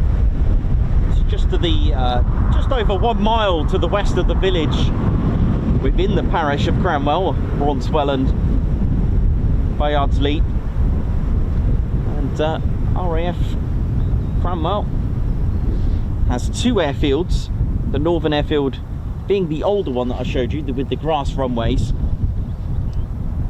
So still has its legacy.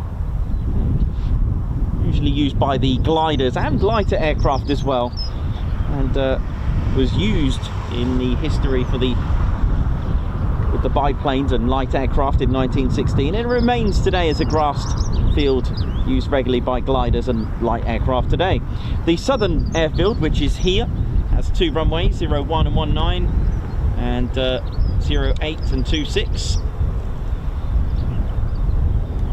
These are much larger, and today they're hardened runways, paved runways, and the main road in the distance, that's the A17.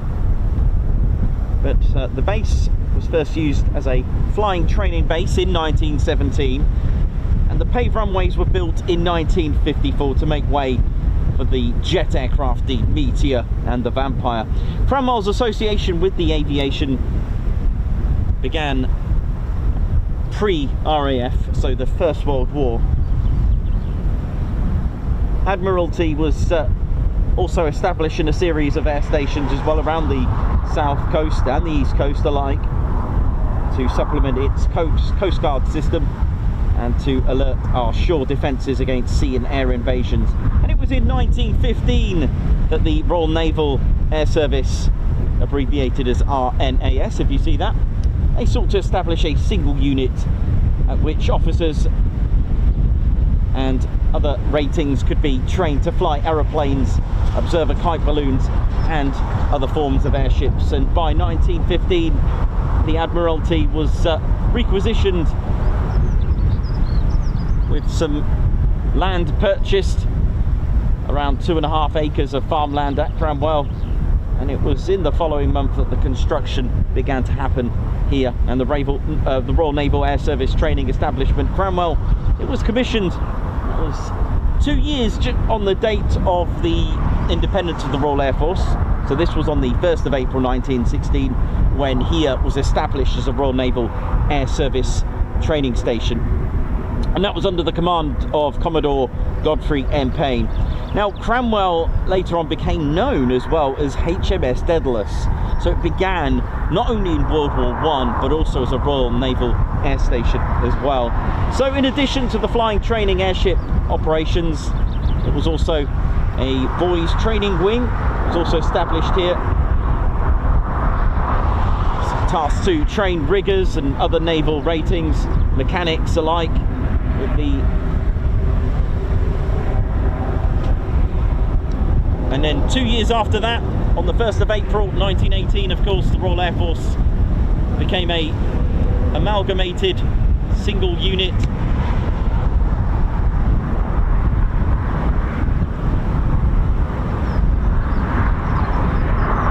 So the ownership of Cranwell was then controlled by the Royal Air Force.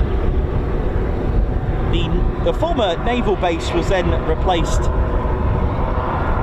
by the designation as Royal Air Force Station Cranwell.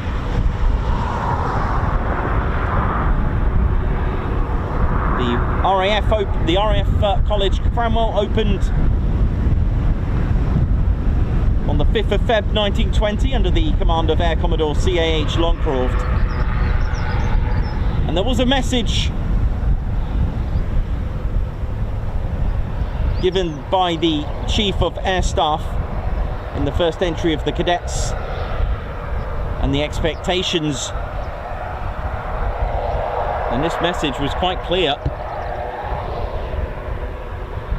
And he said, we have to learn by experience how to organise and administer a great service both in peace and war, and you who are present at the college in its first year will in future be at the helm. Therefore you will have to work your hardest, both as cadets at the college and subsequently as officers, in order to be capable of guiding this great service for its early days and maintaining its traditional and efficiency in the years to come. Those were his words.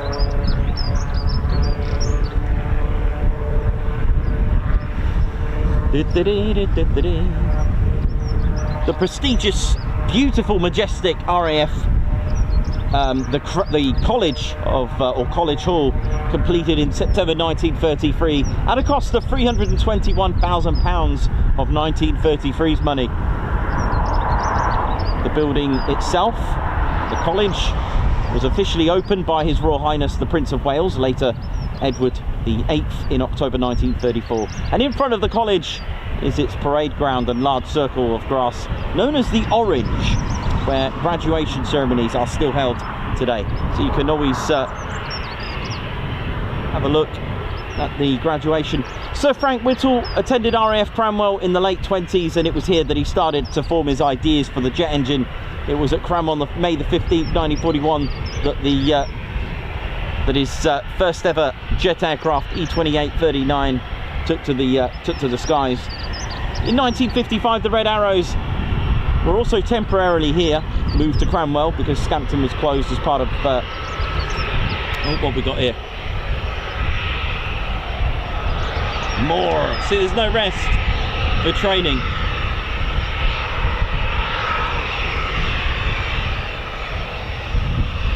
So the Reds were here for 5 years.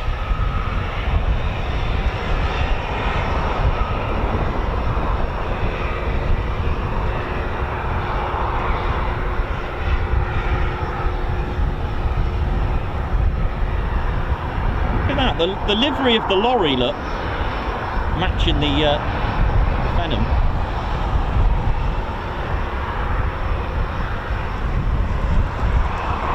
Well, it looks like we haven't changed runway.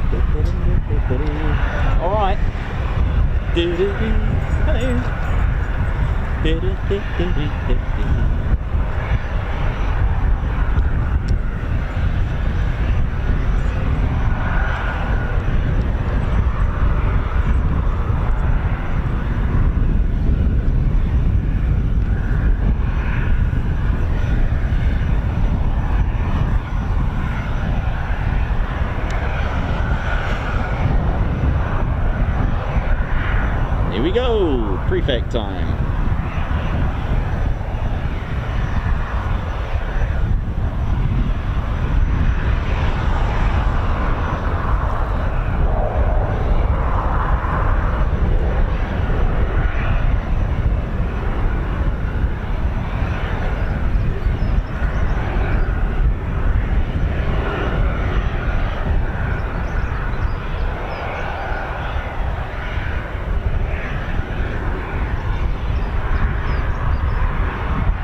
So we do have our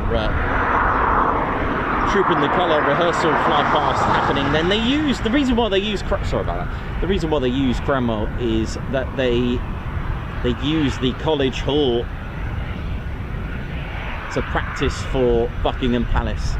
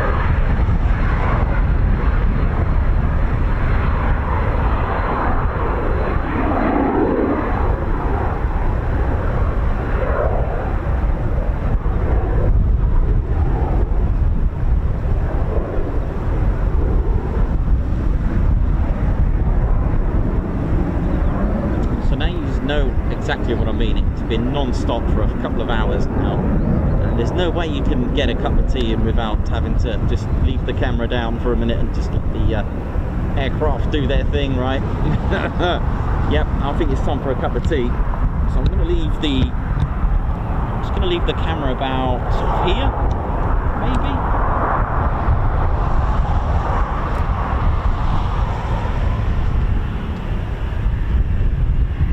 All right, I'll be right back. Oh, look, there's another aircraft coming in to take off as well.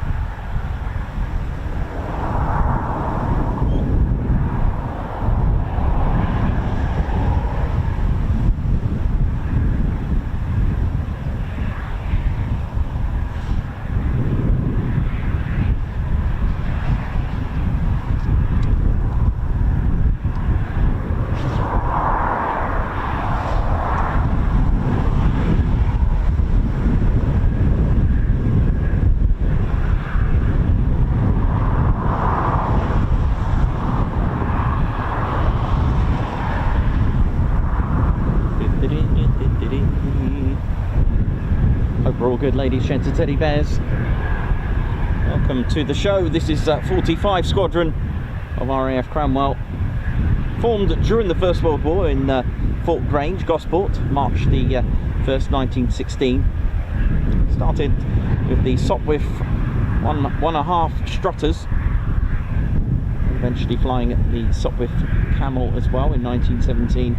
Spent a lot of time out in the Far East as well, Egypt, Iraq, Singapore as well, lots of various places, flying various aircraft such as the Vickers Vernon DH-9As, Fairy Gordons in the Second World War. They were equipped with the Bristol Blenheims. Spending time in Eastern Africa as well, and North Africa. And from mid-1940 they took part in the North African campaign on the 11th of June 1940, and was one of 3 squadrons that participated in the Allies' first attack of the Regia Aeronautica, that's the Italian Air Force base at El Adem, and 18 Italian aircraft were destroyed or damaged on the ground for the loss of 3 of British aircraft. From mid-1942 they saw service in Burma in India, and took part in the Malayan emergency as well.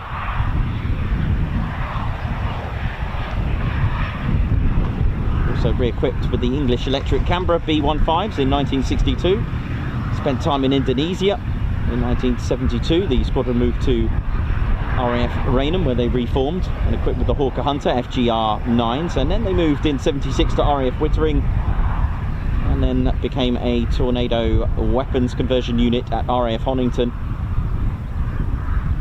In 92 they were disbanded, and the TWCU, the Tornado Weapons Conversion Unit title, dropped, with its aircraft and personnel becoming number 15 Reserve Squadron.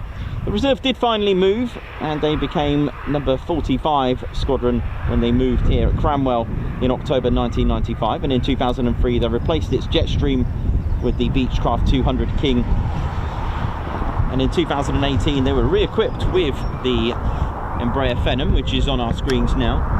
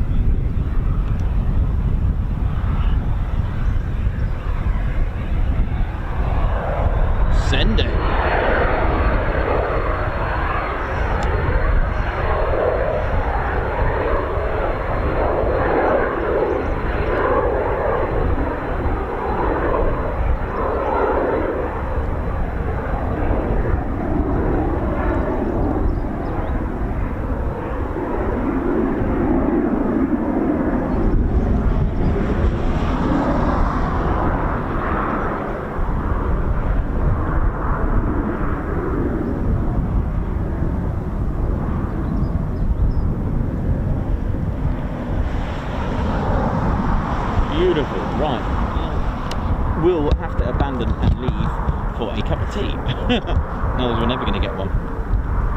So what I'll do, before another aircraft starts taxiing out, I'll leave it about here. At least you get something either taking off and landing, maybe about there then. Alright, see you in a bit, see ya.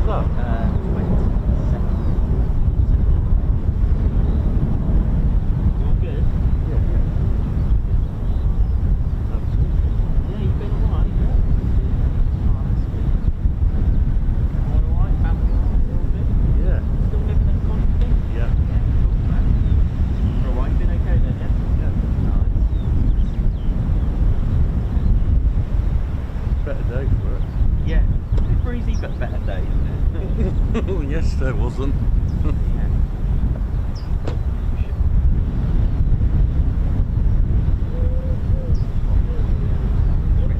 Can't really have a break here because they just keep going.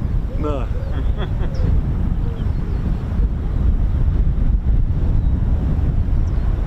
was expecting it to be a lot more busy. It will be. It will. 12 o'clock. What time is it?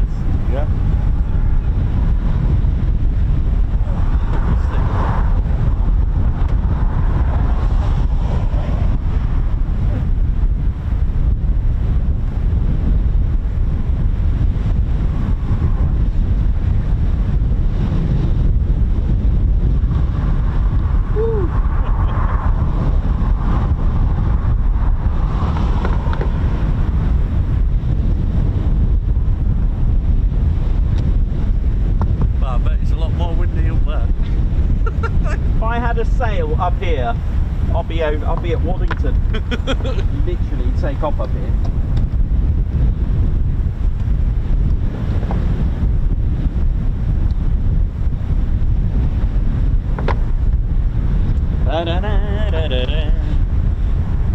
How we doing, ladies, gents, teddy bears? Hope we're all good. And well, welcome to RAF College Cranwell. Still got a few hours yet before our fly past. But keep your eyes in the skies. You'll be seeing the heavies probably in about an hour or so, heading towards the Wash and the North Sea round there. So keep your eyes peeled.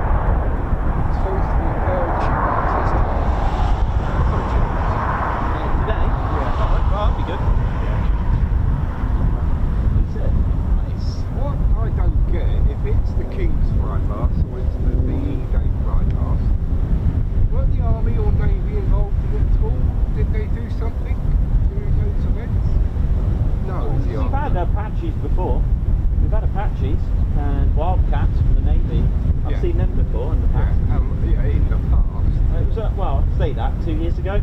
We had Apaches. 35. Yeah, 2 years ago we had Apaches and a few more. And it was Wildcats as well a couple of years ago. It was only literally 2 years ago. Oh, okay. But then, don't forget, The all the stuff on the ground. Yeah, you've got, all the army and cavalry on the ground. That was so I a guess massive display, that was. I guess they'll represent the army on the ground with all the parades. Yeah. Yeah, no comment. Oh, that's my thought. Sometimes they put the ships in the sea, don't they? Yeah. So, no. There we go. There we go.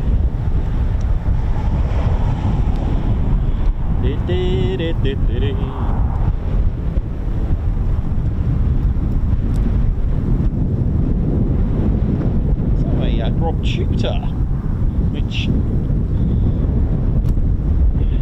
usually get quite a few on the weekends, but here we go. Tell you what, the wind is picking up. Ooh, yeah.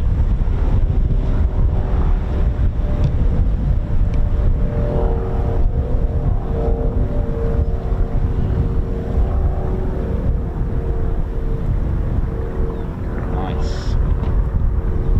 Ba-da-ba-da-ba.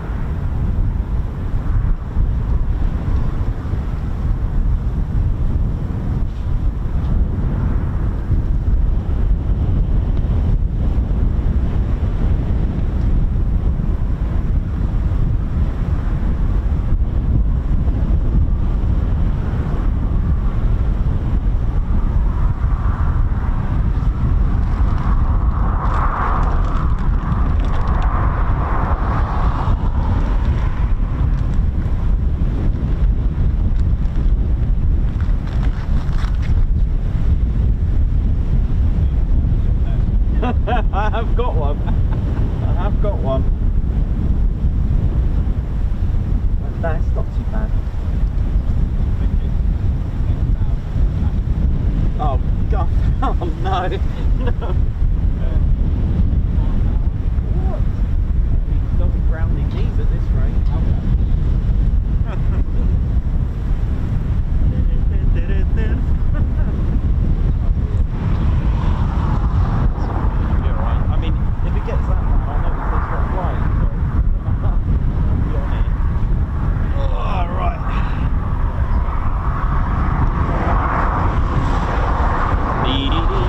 We're all good, ladies, gents and teddy bears. Welcome to the Ted Coningsby channel. We are live here at RAF College Cranwell.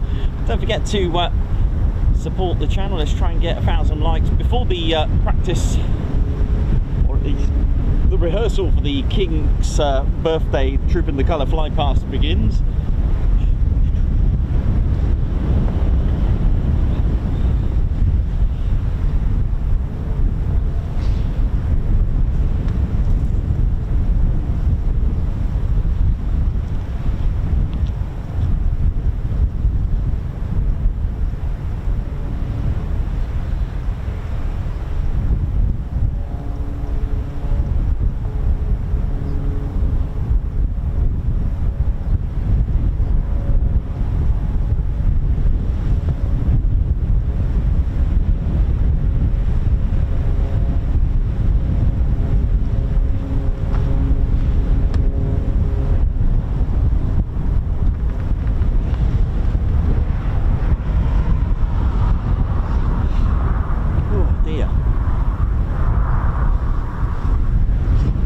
Maybe no flag. I don't think we should push it on a flag, Ted. Yeah, unfortunately no flag for Ted. It's bad enough having a beret, but the wind blowing behind me, so sorry, the wind blowing towards me, so that's fine. Ted Berry won't go on the base or anything like that. So how we doing? Hope we're all good. Margot, thank you very much for the super chat to our RAF and Future, our lives in their hands. Thanks to them for all protecting us. Thanks Ted too, thank you very much. Guards March. Babzar, high five, thank you for gifting a Ted Coningsby membership. Guards March. Mike 22 Delta, thank you very much for your 20 months membership. Best channel on YouTube, like, smash. Thank you very much. Paris Timmins, high five, welcome to the Ted Coningsby Squadron, a Guards March. Sean Oliver, member for 8 months, and it don't seem a day too long. Thank you very much, Guards March. Mark Moody, member for 8 months and part of our Ted Coningsby Fighter Squadron as well. Goes so quick for such a great stream. We'll always remain grateful for finding this and all you lovely people. Thank you very much, Guards March. Margot, thank you very much for the super sticker, Guards March. Wendy Game, welcome. High five, welcome to the Ted Coningsby Posh Officers Club, Guards March. Paul Henry celebrating 27 months. He's put hello, great channel, as always, glad to support this. Thank you very much. Mike Weaver with 19 months. Oi oi, morning all. Ginger Bailey, thank you very much for the super sticker, Guards March. Lancaster Lass as well, 23 months membership. Thank you very much for the Ted emoji in the heart. Lisa Woodley, high five, welcome to the Ted Coningsby Squadron, Guards March. And Cody Whitlock, member for 19 months. Are you live tomorrow? Well, maybe not sure about tomorrow. It is looking disastrous tomorrow, but we will be live on Friday, all being well. Like I said, the weather does get the final say for a lot of things in life, and this affects us as well, the weather. It's a bit of a brutal week weather-wise. We've done all right, managed to get you a 1 hour stream, which was absolutely worth it yesterday, and I hope you all enjoyed it. Here come 2 more prefects taxiing out for departure.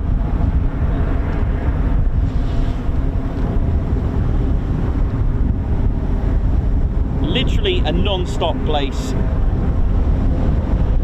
You like that? Blaze. It's an amalgamation of place and base. It's called a blaze.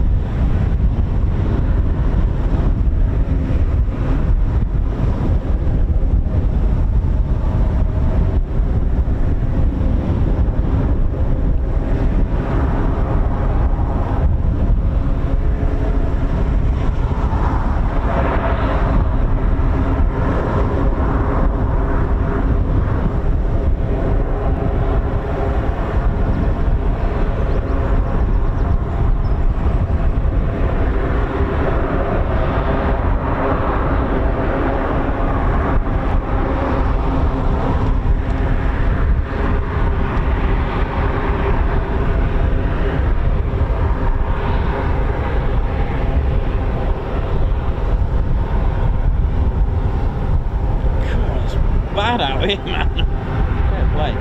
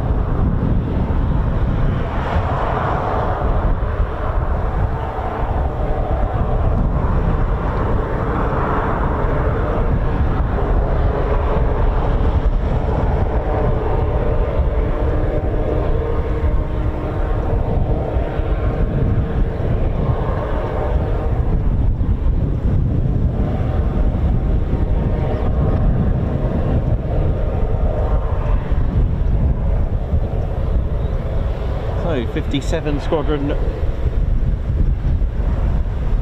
with the Prefect T1 and Their squadron numbers are in the very traditional Roman numerals with LV11 as 57. Formed in their RFC days, Royal Flying Corps days.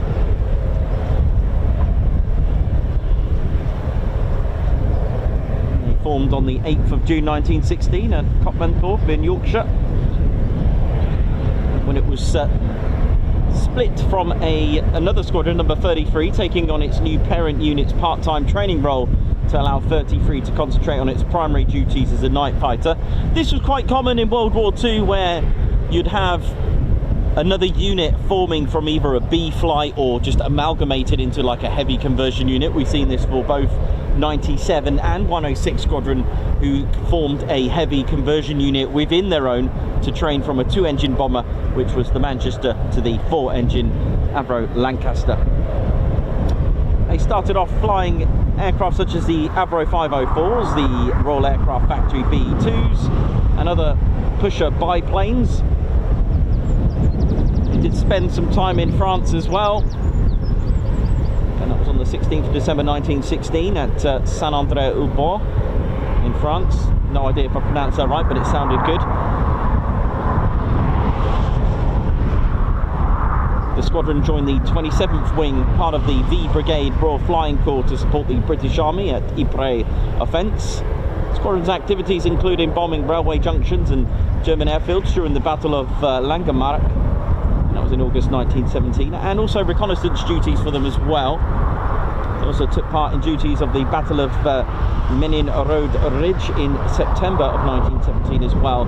So they spent a lot of time in World War I on offensive and reconnaissance duties.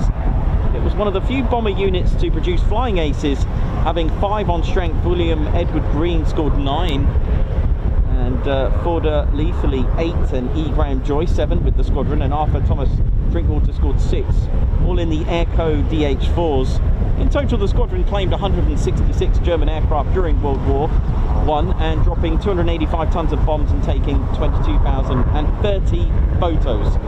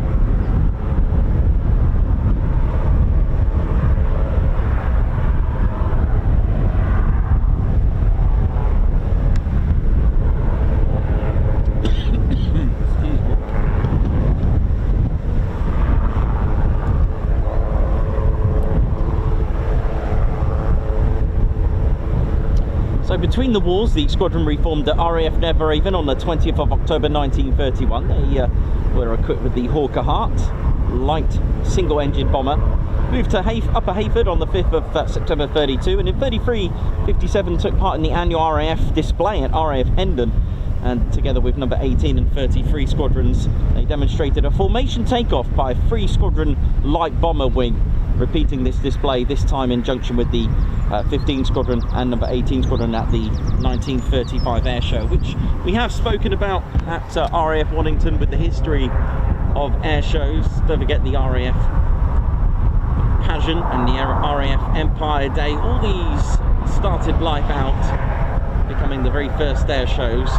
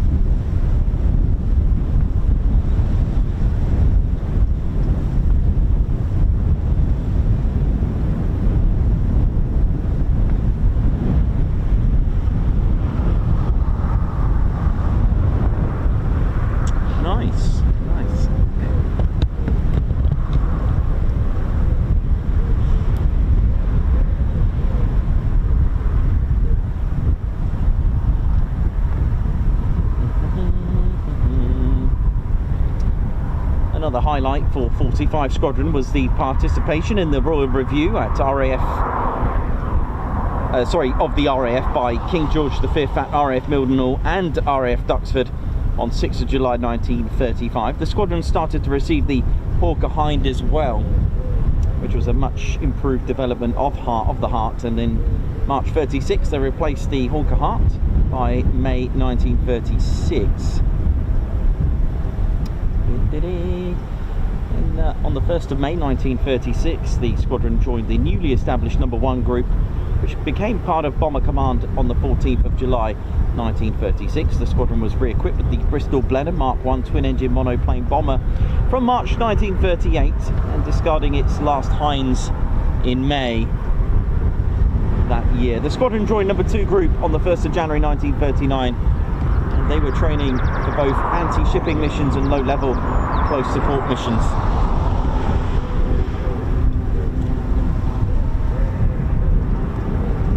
There's more. I did say it's a very busy base place.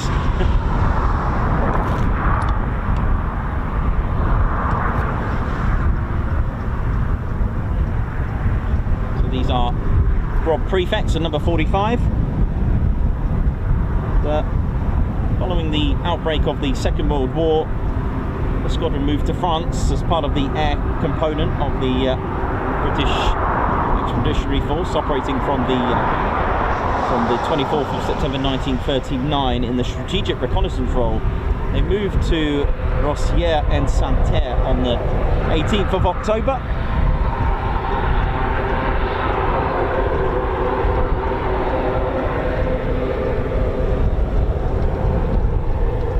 So moved to RAF Feltwell in November 1940 to re-equip with the Vickers Wellington, the beautiful twin-engine bomber.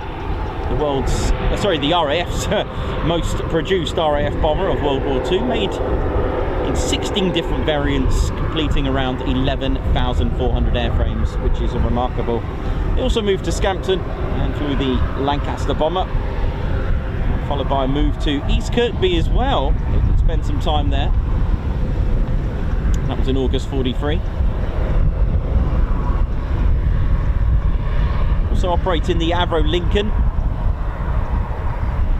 with a brief move to RAF Waddington and Coningsby as well, with the Washingtons and the English Electric Canberra as well. They've moved to Honington and Coningsby, operating the Canberra. Also operated the Handley Page Victor as well. The Phantoms, lots of variety of aircraft here, lots of lovely aircraft they've been operating.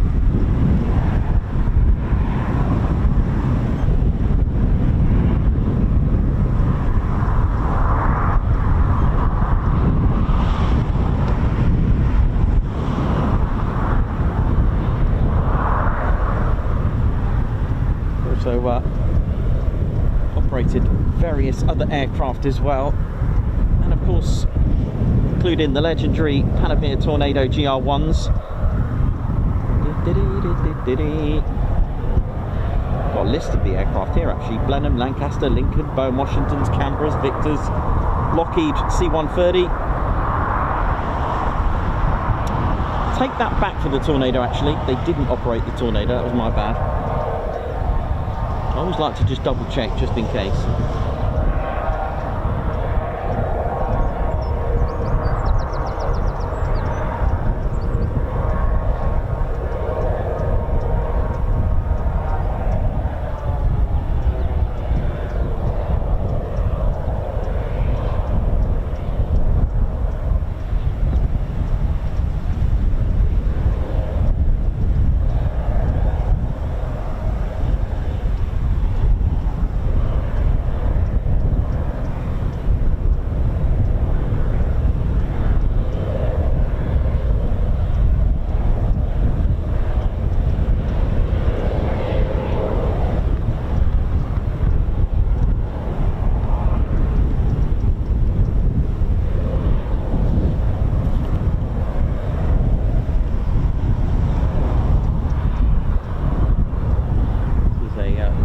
Tutor.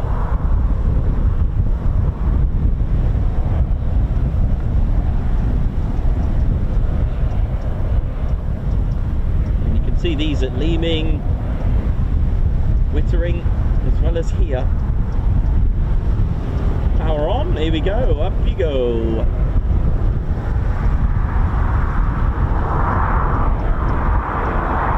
I mean, it is a little bit battering and choppy out there. Fair play.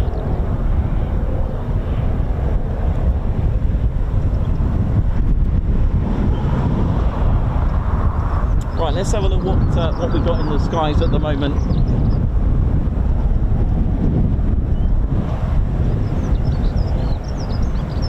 Okay, so from RAF Bryce Norton we have our C17 and our A400 making their way. So you got Blenheim 40 and I would have thought, let's have a look, Blenheim and Black Cat, they're just making their way now. They'll be heading out towards the North Sea. The P8 Poseidon also waiting for them. Let's have a look what else we got.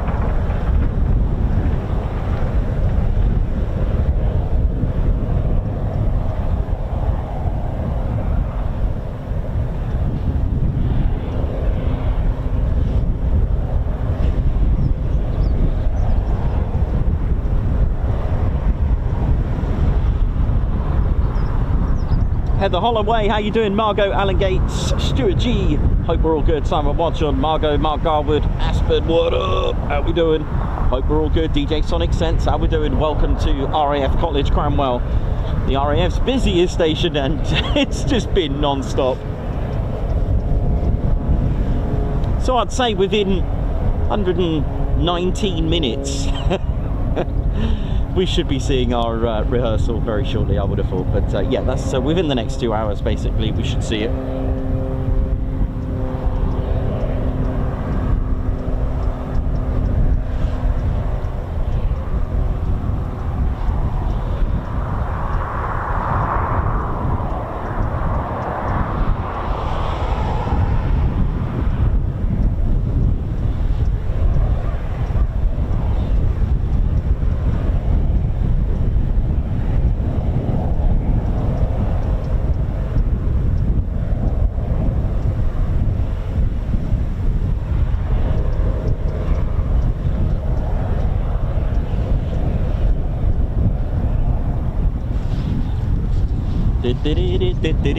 Welcome, welcome and welcome. How are we all doing? Hope we're good.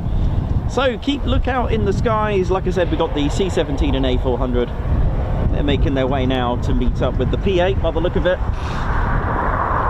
I think as soon as we get our Typhoons out in the North Sea, then we could be ready for that. We're starting to fill up our little green where we're parked up. Big shout out to all the crew at RAF College Cranwell. Hope you're good. Give this a beat. I'll tell you what, it's starting to feel a little bit horrible out here, but hey, that's what I do.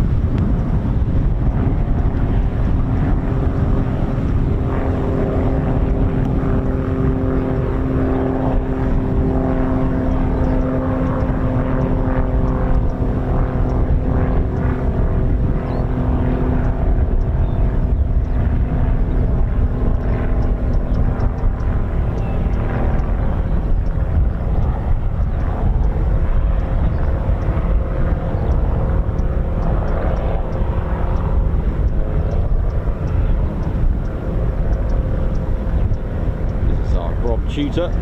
I see quite a lot of those over Wittering.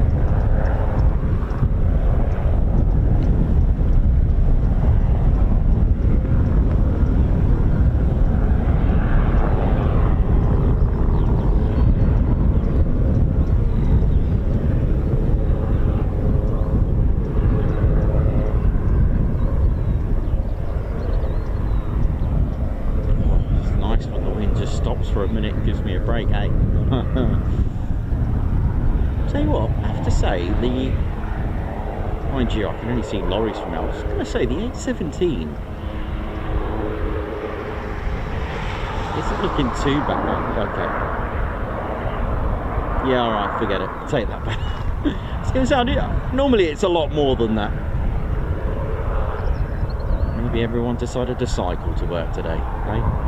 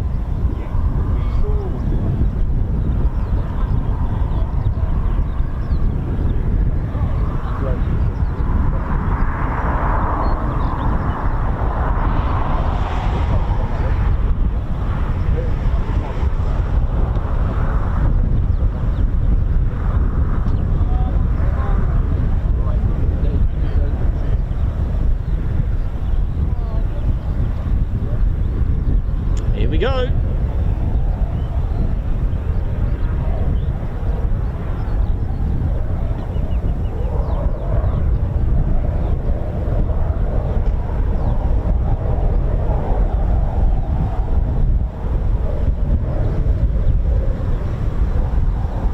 Fair play. It is a bit grim out there for wind. Really well done.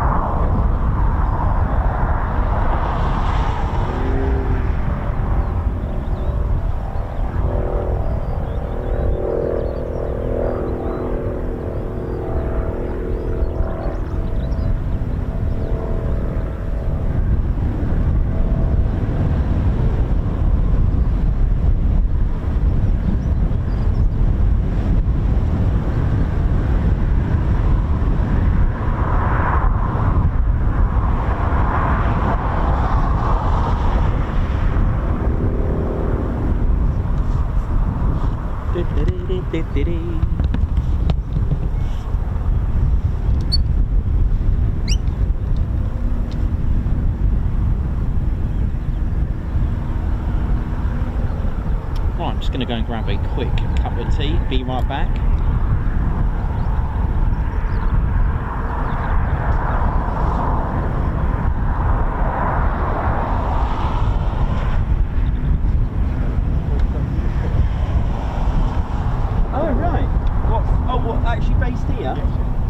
awesome.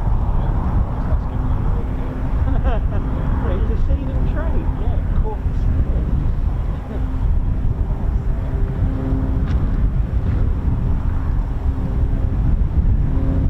You've seen on ADSB they're starting to make their way to that's fine.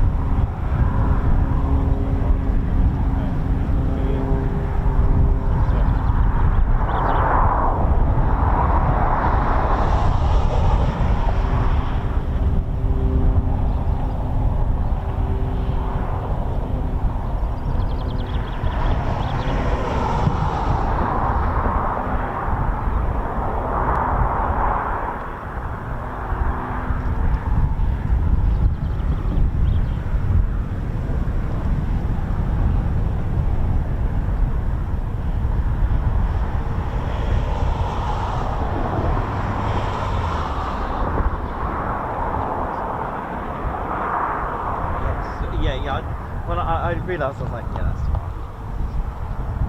When you finish, like,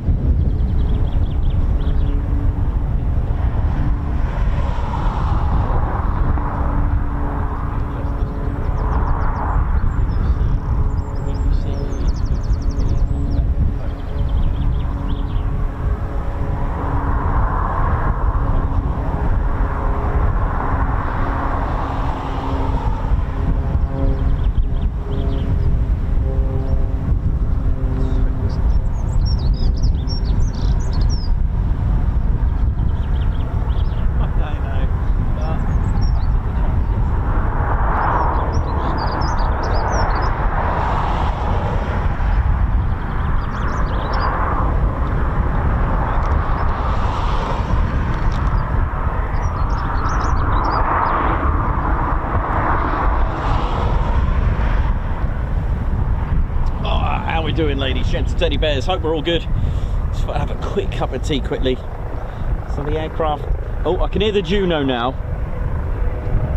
So we are getting close to our rehearsal time.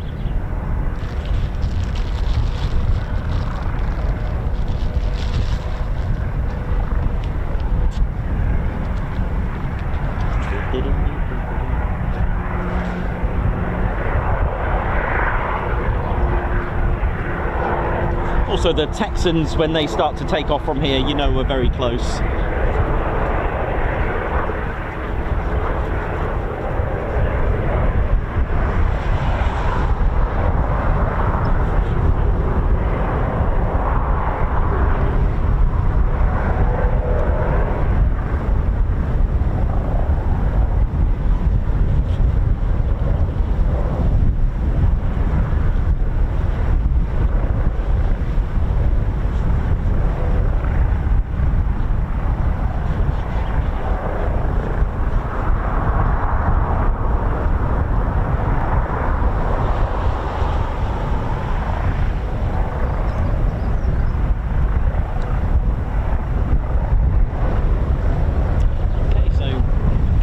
See the Juno from here.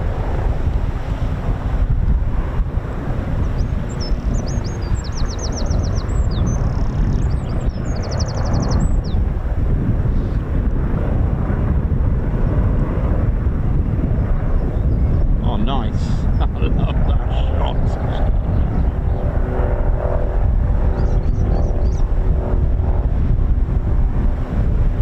Oh, you can tell it's so bad out here. You got it, you got it.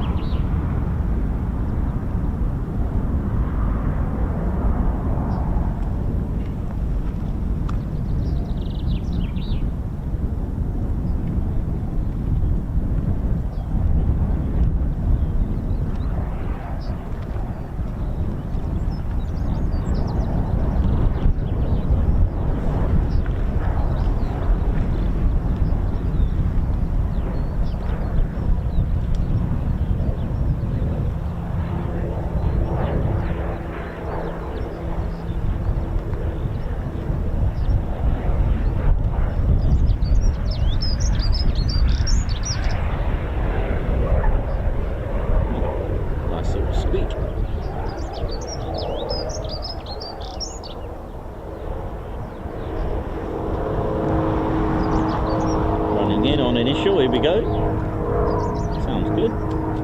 So, Tutor.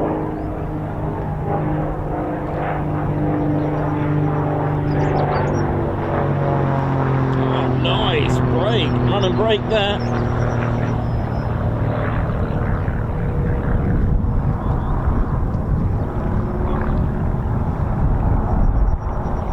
That was cool. See, all the things that we see from our fighter jets that we cover, it's always, you know, amazing to see the very infant stage of this all happening.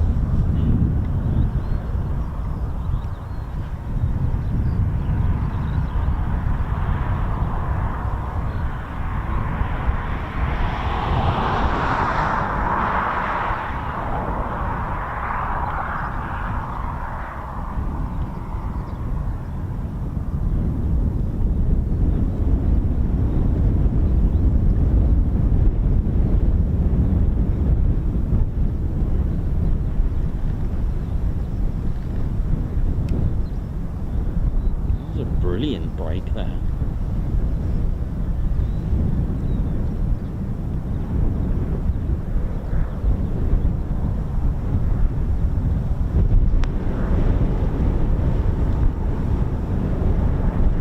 I mean, how cool is it today? Their training day today is been recorded by the Ted Coningsby channel. How cool is that?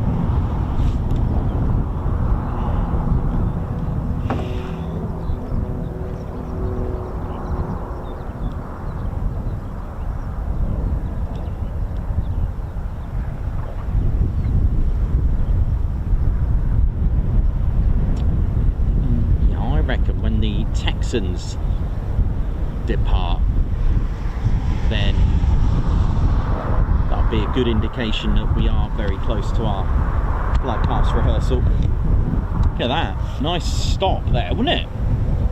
Literally.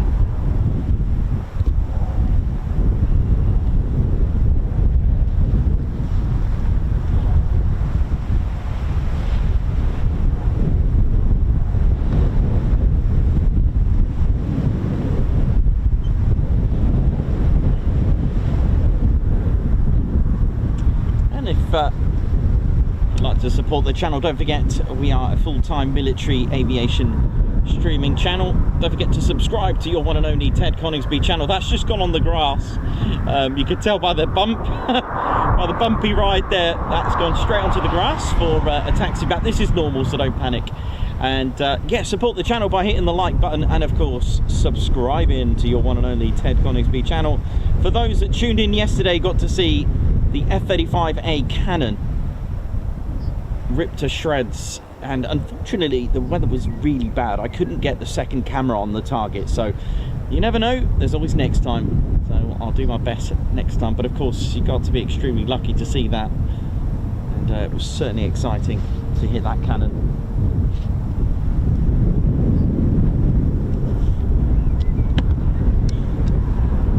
F-35A is the only variant of the three to have an internal cannon.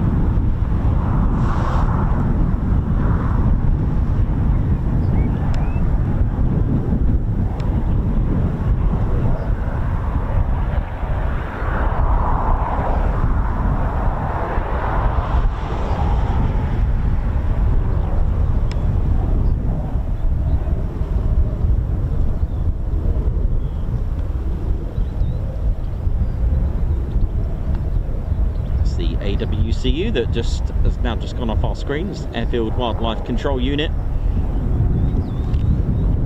Even the airfield controlled of wildlife.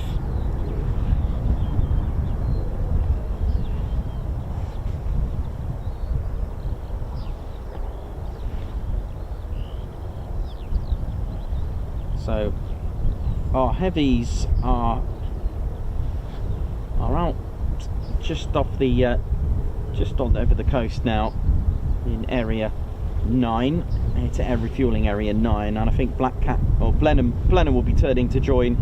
You've also got the Chinook just approaching Whittlesea, that's heading north. Our Juno is heading down.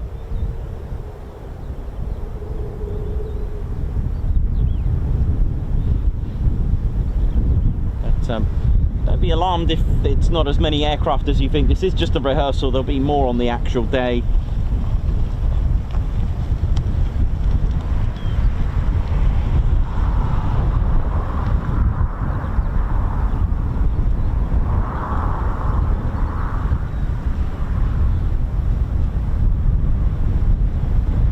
Stuart G and Mark Moody enjoying yesterday's stream.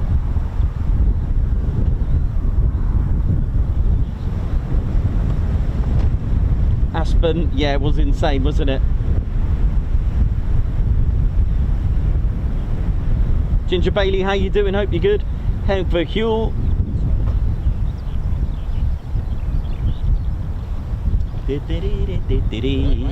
Hi, how you going? All right? Hey, I like you. Oh, how you doing, man? You all right? Yeah. I know you're busy at the moment. You made it. Nice one, man. You good? Enjoying it. Good, good, good.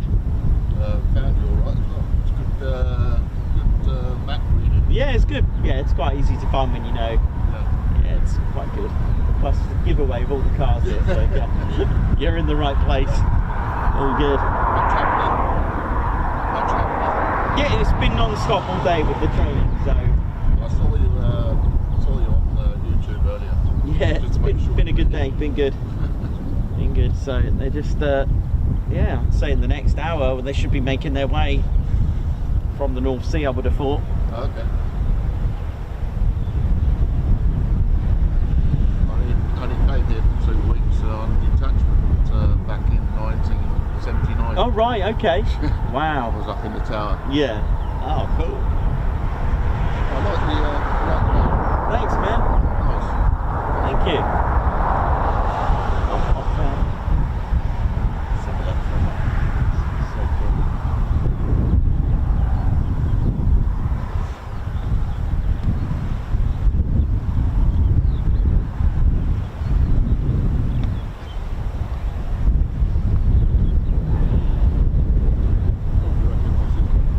Yeah, I do. How you doing? Good to meet you, mate. Nice one. You alright? Yeah, you good? Hi, hi. I've obviously got some bits for you. I said got bits. Yeah, you did. Yeah, cool. Yeah. I'm very intrigued as to how you started. Thanks. Well done. Funny.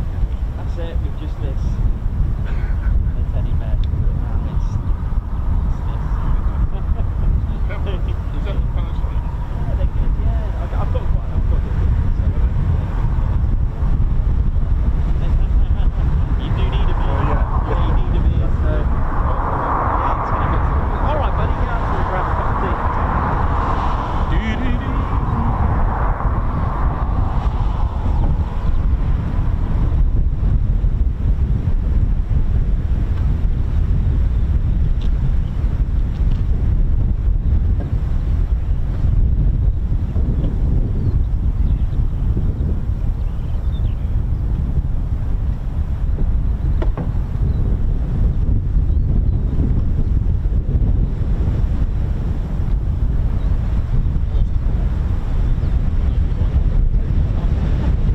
Malaysian. Oh, nice. Nice. Cool, man. Winger.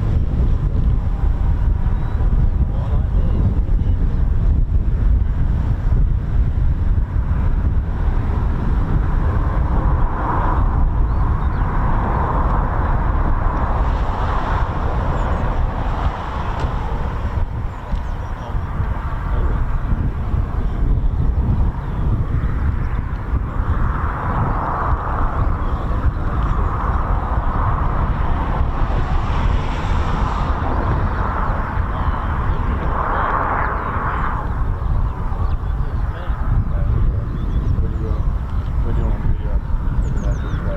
review it. Yeah, there's two boom. Yeah, obviously one boom operator, Yeah. but either side of the boom operator. Yeah. You lay flat down. I couldn't really. And then take pictures of the Jerry Jim. And these are the punches. Which you can have. You sure? What I would ask you to do though, if you wouldn't mind, look, Yeah. I know you're, I say it's traffic.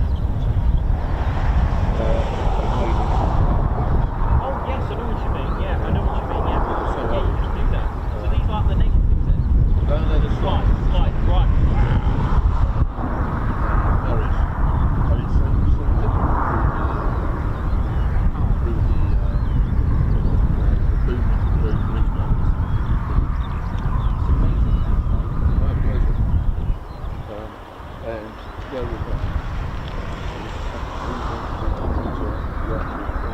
Are they? Oh, what, for the flights? Yeah.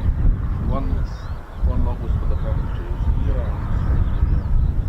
When I went returning over Scotland with That building hall. yeah, that's it. Back to Milton. This is really odd that I can do this. Yeah, It's you do. really weird how You can read a flight plan. There I you can go. read a flight plan and I've got no idea about what it is. Over what? Yes, it's probably Picked up quite well. yeah, I've tried. Wow. Welcome to that. There's not many of those around. That's the hard one to get hold of. Museum continues.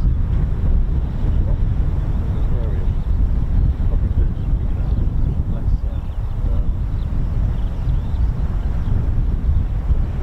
wow. Yeah. Yeah. That one is quite old. That's the tick. Yes, that's that's yes, that's from when they Wow.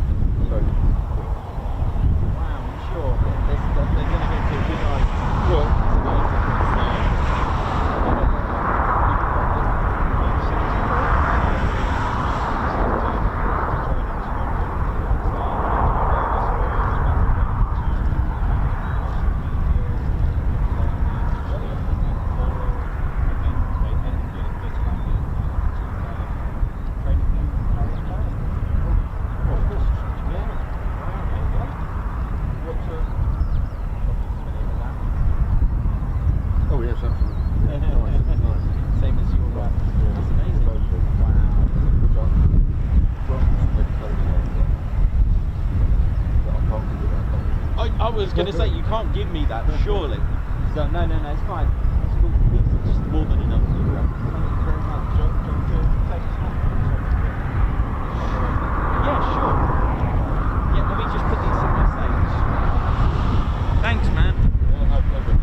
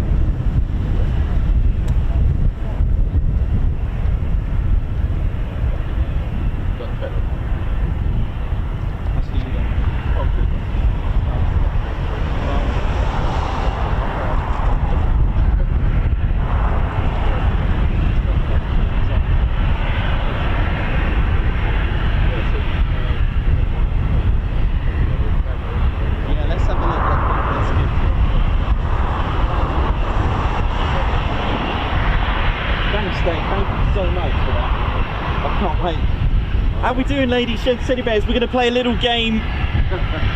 Here we go. We're going to play a little game, history of the patches. I've just been stunned of what I've just discovered here today from Dave. Thank you very much. Look at this. There you go. There's our first one. We're going to play a little game.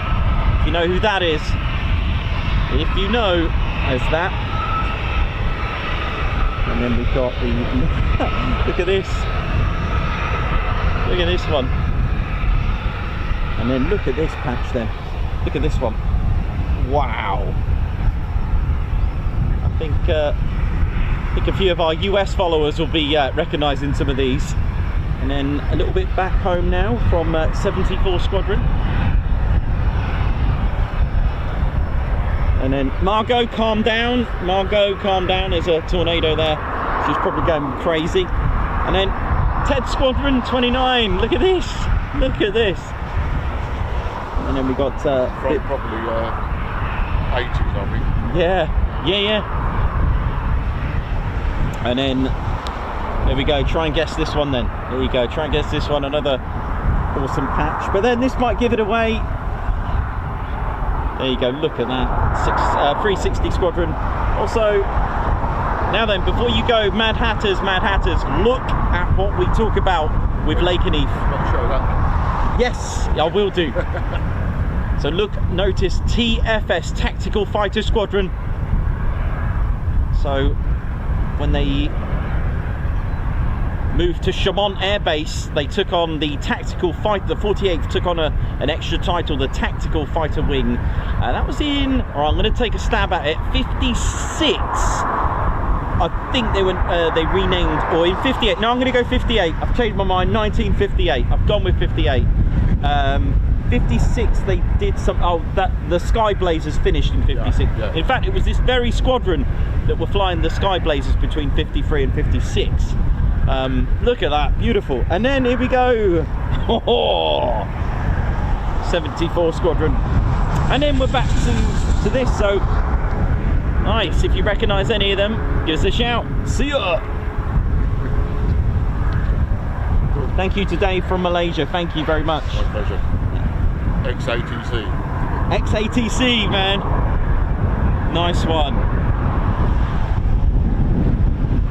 Going out. I've got something else for you as well. Oh, okay. I'll just catch this takeoff. Yeah, because I know you love your history. Oh, I do. I've done some research on it, don't Okay, so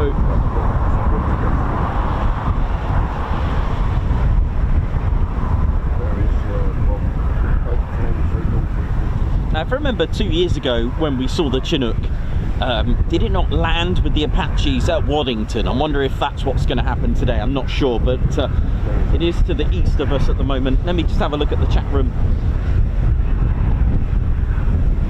We've got Mark Dudley. I've got an official bomber from 74.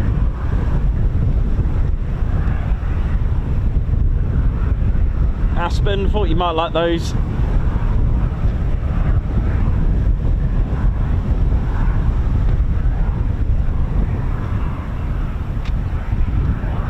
What's that, buddy? It's all about BC history. It's fantastic. Is it? It's absolutely fantastic. Wow.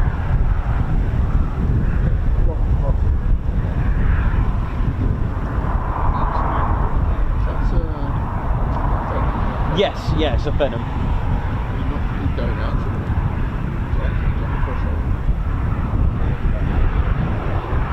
360 Squadron in Canberra at Whitton.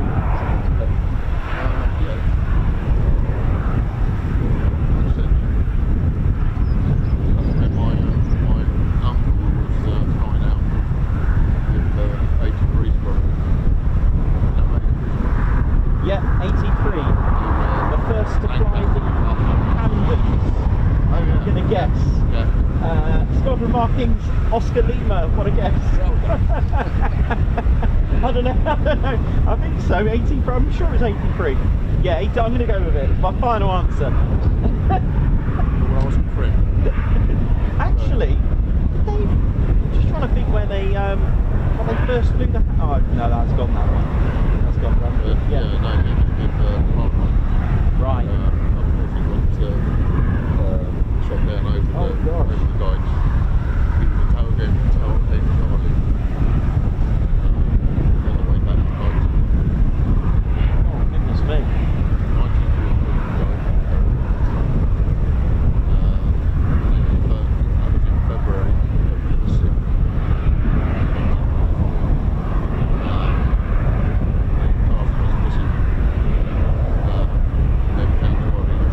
Oh no. The Dutch resistance found the bodies in July of that same year. Oh God. Right, buddy. This is fun. You're loving this, aren't you? Listen to it. Phone into X-Ray, German bomb, is the volunteer at imminent risk of their lives. So, Lieutenant Roberts and Petty Officer Gold crawled inside and safely disposed of it. They're coming easy.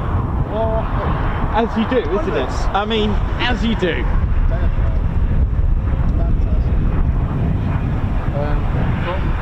From here, So, calling out to Aspen, I've got a gentleman here who's ex-Mildenhall during the period of Strategic Air Command at Mildenhall. Aspen, you listening, man? Are you tuned in? And wow, the world gets smaller and smaller, right? It's phenomenal. I love it when you've got people that you know talk about places that you know other people have been, probably in the same, maybe the same time period perhaps. Is that our Texans? Oh, yeah, our Texans are there as well. Oh yes, yeah. I know.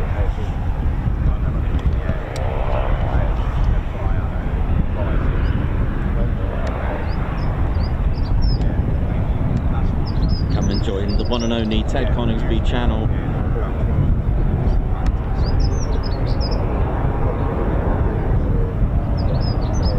You know, you gotta love these things. There's another example. Look, the RAF markings there, reversed on this side.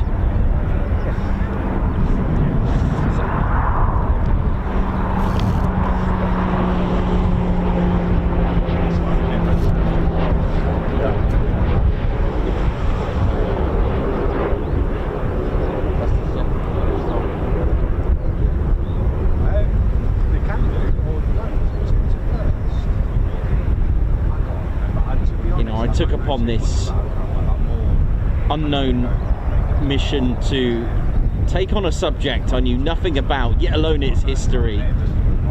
Couldn't even tell you when the beginning of the second, well actually no, couldn't tell you when the First World War is, yet alone the second.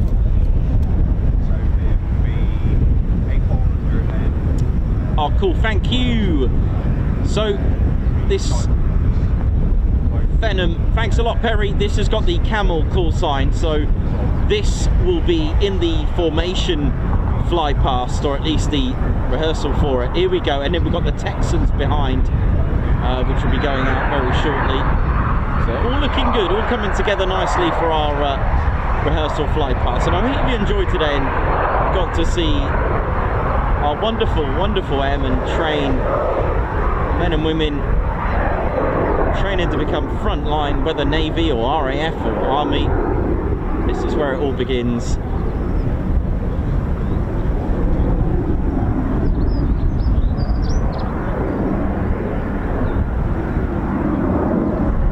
So we've also got the Texans as well. Two of them. Texans are going out now, so they're part of the fly past. Awesome. And that's part of the fly past. That Phenom call sign camel. It's got the It is a Margot joke, isn't it? That is a classic Margot joke.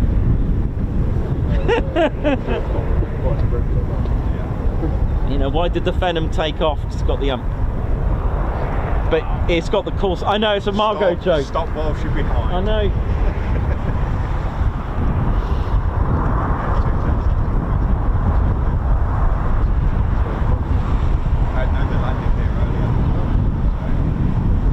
Right, what else have we got in the skies? Let's have a look.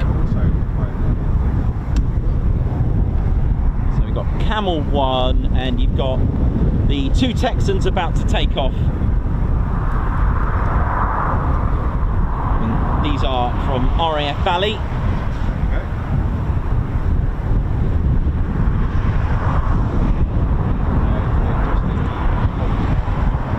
And they have the beautiful Pratt & Whitney PT6 engine in these, characterised by the, this is the Texan T1, characterised by that big bore exhaust system. Oh yes.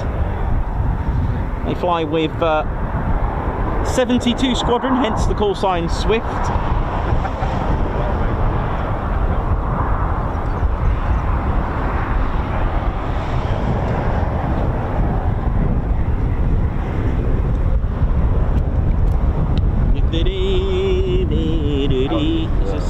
How long did you say you were over here? We'll go back to... I was going to say that's a shame. If you, obviously, you know that you're not too far away. Yeah, I'm around.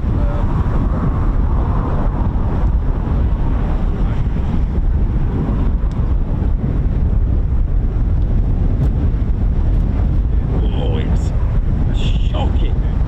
The wind's just picked up a little bit. I've lost my balance there a little bit. God, listen to that wind just hammering away there. Right, I would have thought everything maybe started to come back while the everything is getting ready for the rehearsal. What an honour it is for these two, or the personnel, or the airmen in these two I'll start again, shall I? The crew of these 2 Texans. What an honour it is to be involved in the Flypast.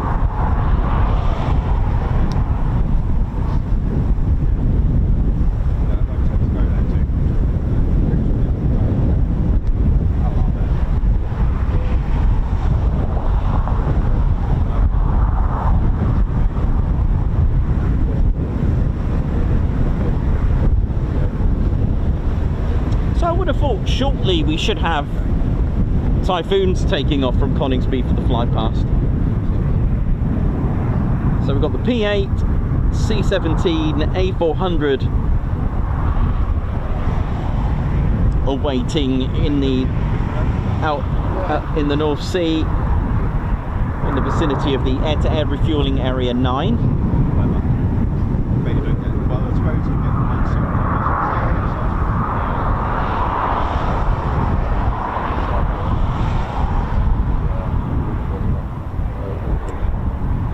And I hope you've all enjoyed today, and it's about to get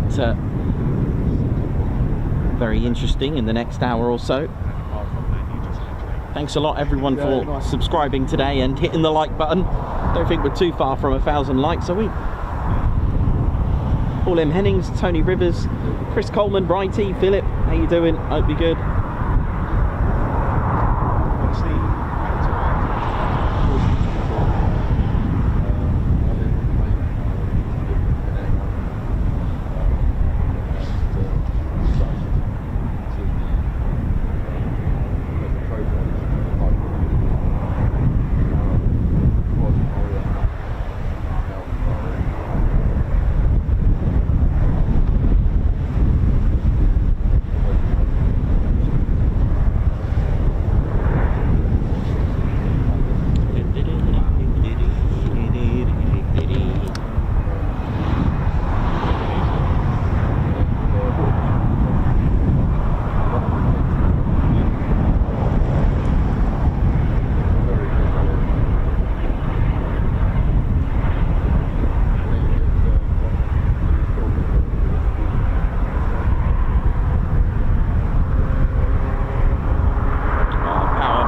look at this. Here we go.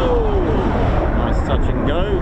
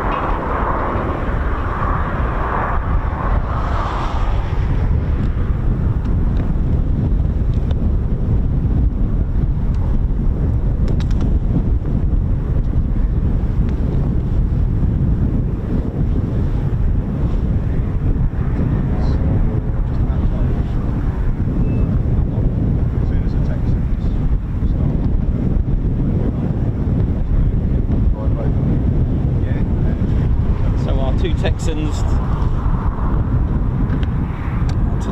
about to depart. Here we go.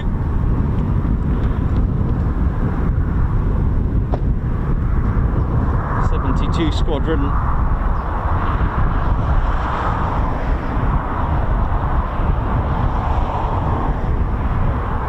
RAF Alley. They feature the Swift on their Squadron badge. Yeah, they're just over these guys.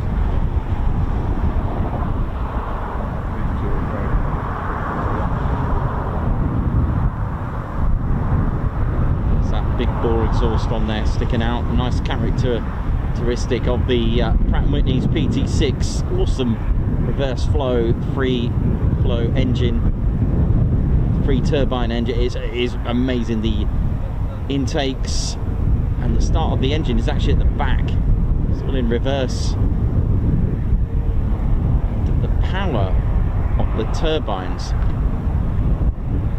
which are sort of moved by the combustion chamber, that kinetic energy gives out around 35,000 revs per minute to turn the shaft, and it's so torquey that they've got a planetarial 2 gearbox system to actually slow the revs down all the way down to around sort of 2200 RPM, which that is just a ridiculous amount of reduction in revs, which is why the 2 parts of the engine is actually spinning in 2 different directions, because it's so torquey.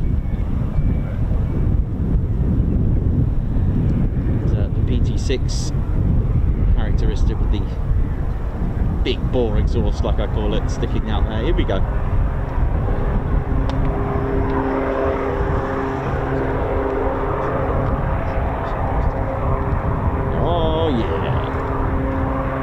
Hand signal there. It is a pairs departure.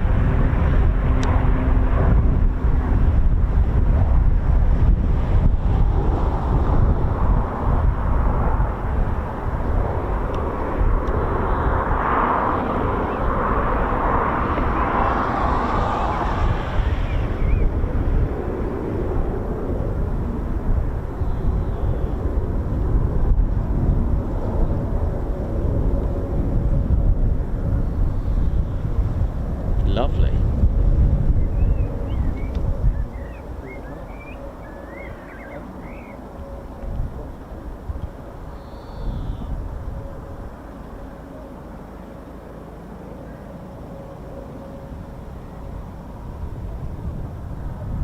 Nice pairs departure there.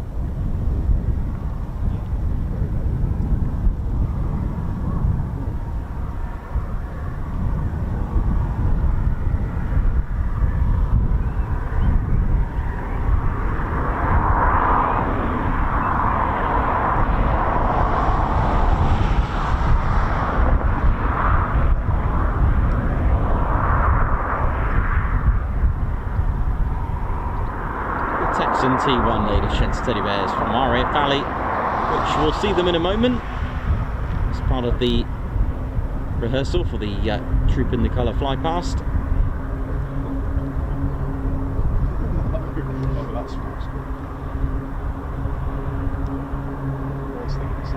So they'll be heading out to get into formation with everyone. Or at least in their sequence for the Flypast.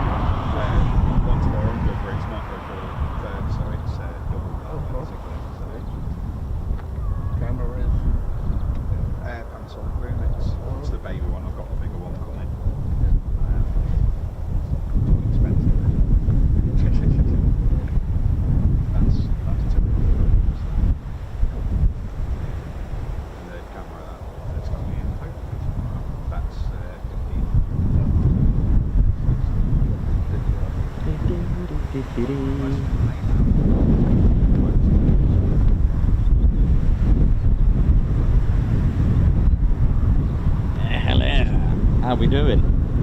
Some wingy fans in the house, got some posh officers in the house. How we all doing?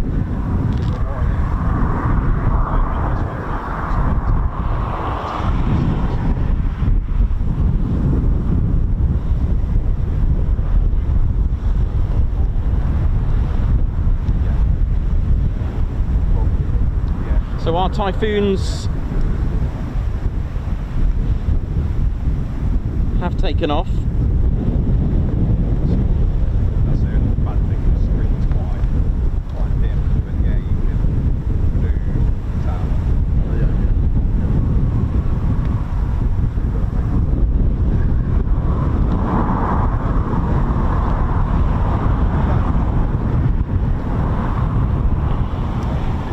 So everything's coming together nicely for the aircraft to meet up with each other.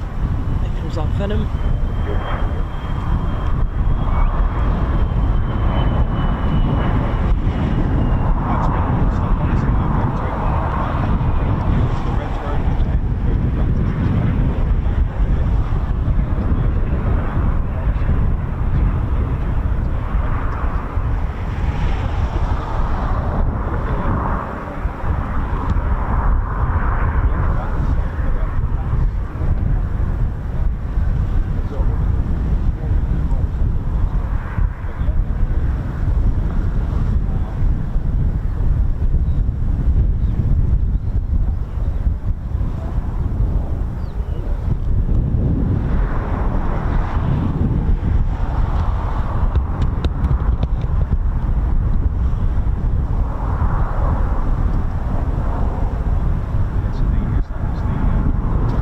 Here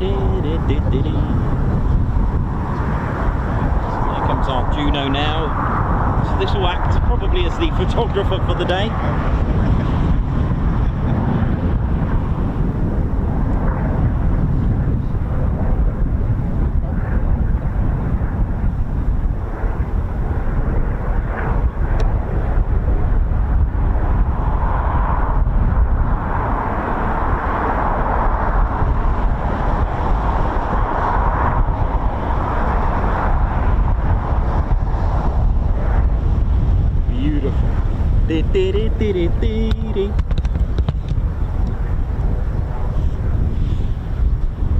Let's see what else we got in now.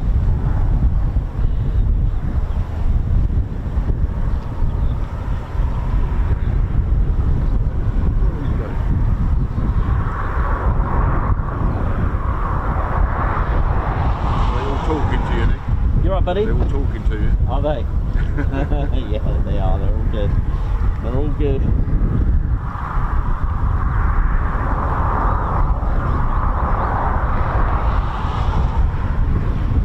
Right, I'll have one more cup of tea before the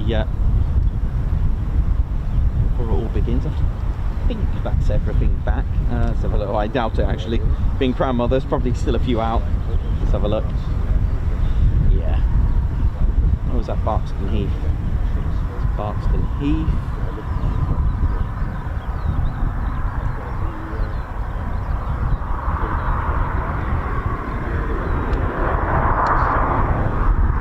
Still got a Prefect out, sort of south of Gainsborough. And yeah, we've still got a couple of aircraft out. We've got a couple of Phenoms and a Prefect. So I won't go too far, right?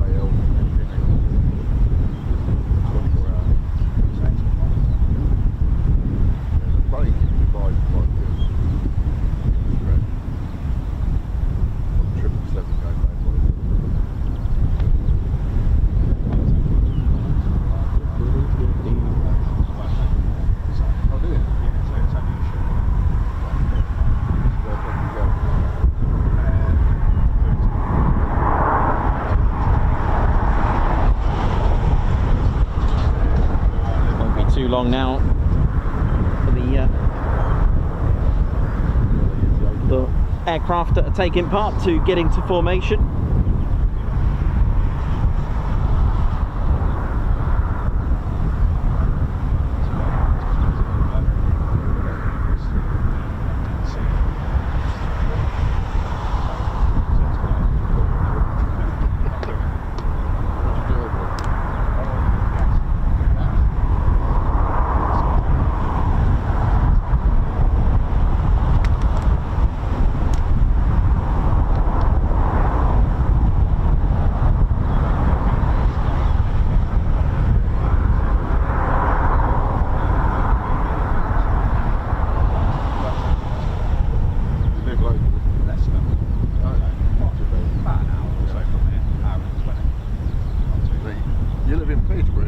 Yes. Yeah. I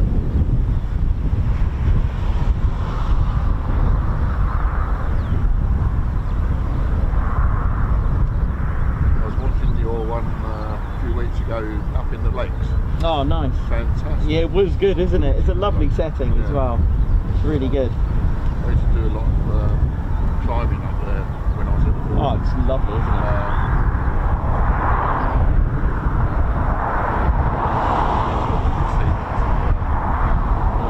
Low level over at the top of you.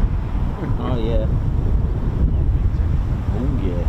So my ADSB had a bit of a moment. There isn't any more aircraft that are due to come back. So it does that sometimes. Have you like a cup of tea? So we've got, so potentially looks like the Lancaster will be replaced by the, looks like a Prefect. It's got call sign Memorial and it's taken off from Barkston Heath, so I wonder if that's going to take its place, because it is extremely windy for our BBMF to go up in this. So let's have a look. Because they're basic on it. Well worth it if you get time later today. Yeah, I'd like to do it. Yeah, I've just refreshed my refreshed the ADSB. It looks a lot more in tune now.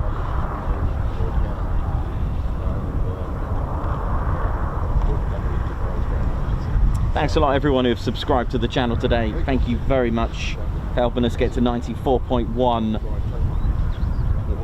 It's going to be a great week to end.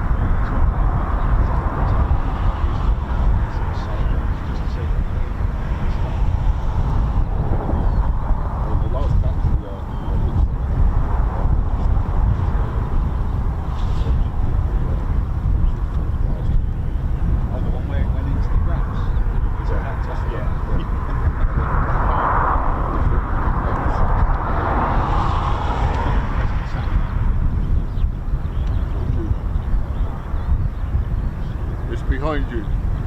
What we got? Just the Juno.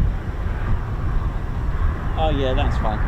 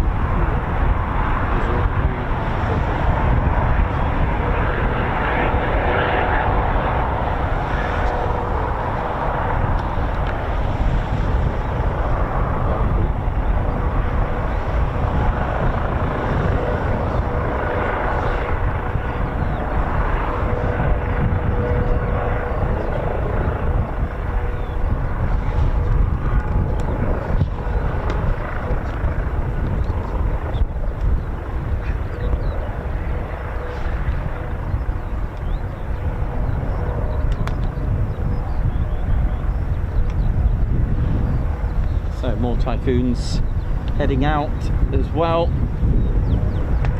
just off the Norfolk coast. Looking good.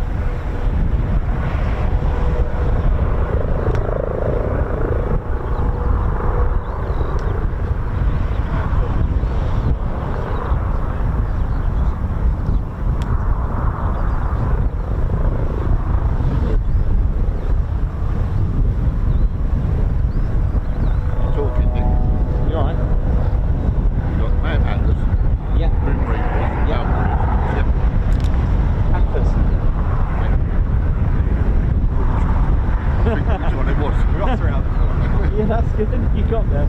Yeah, Panthers. Yeah. They're the towel colour? Red. They're red. So the Grim Reapers are Yellow. yellow. Oh, Yeah, they're blue. But in the in World War II they were different colours. right. Yeah, so the Grim Reapers were blue, Panthers were yellow, and red was the Reapers. Yes, Grim Reapers were. Hang on, I said that wrong. Grim Reapers were red, I think. Yeah, it was all changed in World War II. Right, yeah. What about the letters changed as well from LK to That's right. LN? Yeah. So when they came to Nathan in 1960, they had LR, LS, and LT. Yeah. And then in 72 they changed it completely to just LK for about 8 months, and then they changed it to LN from then, from 72. They had Phantoms in 72. Yes. Yeah. 72 Phantoms until 77. I'm pretty sure I've got an LK. You haven't. Slide. Oh, have you? That is rare. If you've got an LK Phantom, that's rare, because it was only there for, only had that for about 8 months, something like that. Right. Not really a whole year. Well, that was when I was building all air shows. Huh. Oh, cool. That's awesome. They had a pair static, and obviously the ones to the point. Amazing. But that other trip I did, you've got the, I told you, you've got the Thunder trees. The other one was with F-111s over Scotland. Yeah. That's on the flight plan you've got. Oh, yeah, I'll have a look at that. Talk to it, I'm going to examine that later. There's another flight plan here, which is probably called, well, it is quite rare because it's Jimmy Hill. Jimmy Hill. What's his name? Graham Hill, the racing guy. That's his aeroplane where he crashed and died. Oh, wow, okay. Whoa. Yeah, that's the white one, Fantastic. And his aeroplane was a twin Comanche. Yeah. And with American registration.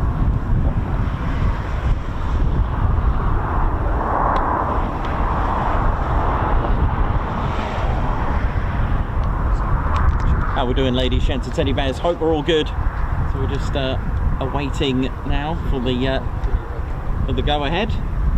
Once they've all got in their sequence, they'll be heading this way. And the car park is going to be a little bit full in just the next half hour. Not too bad at the moment.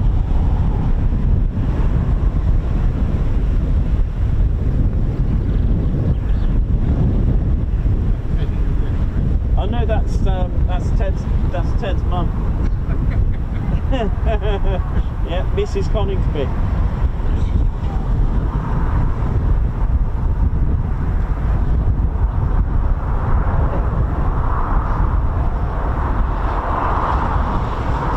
Right, just going to go and grab a quick cup of tea before they run in.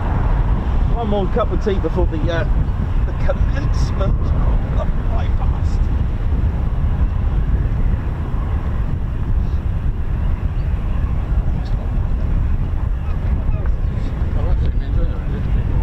Ted's here, yeah, Ted's here. Yeah, this is the main man, here he is. Alicia? Yeah, this is Ted.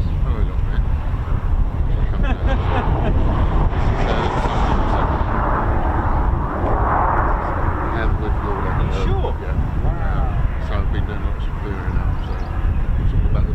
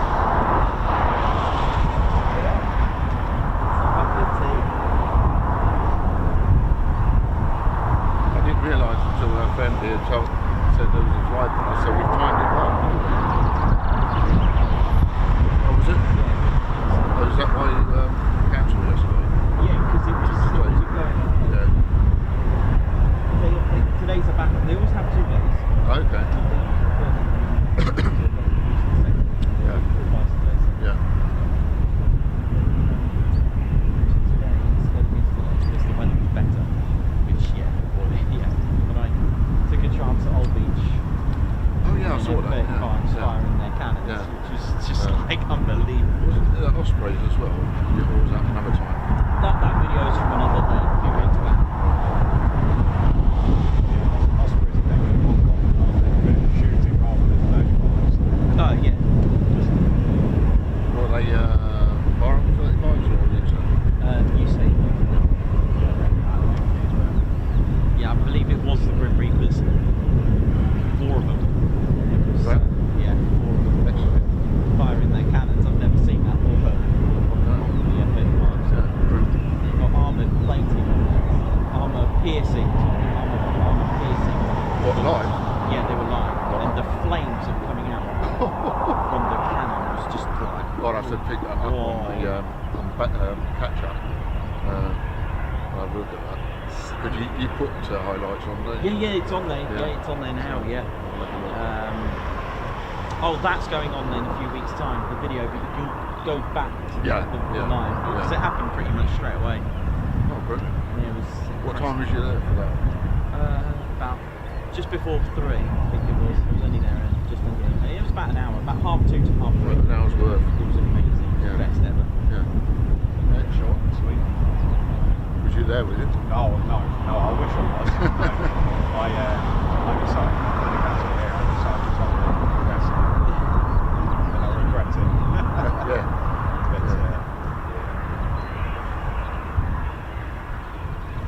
Sometimes if the weather's abysmal, I'll go somewhere just to get the footage.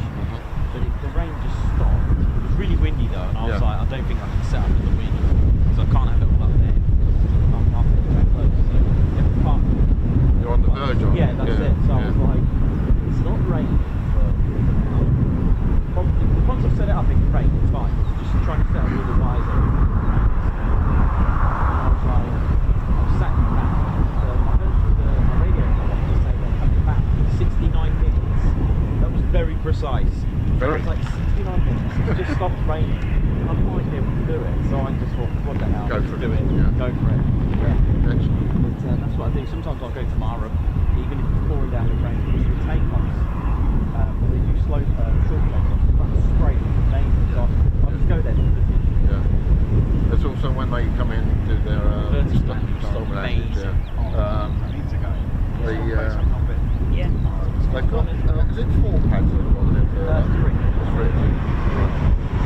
I didn't really expect it, because obviously But they've got more guys coming in. they had some last month.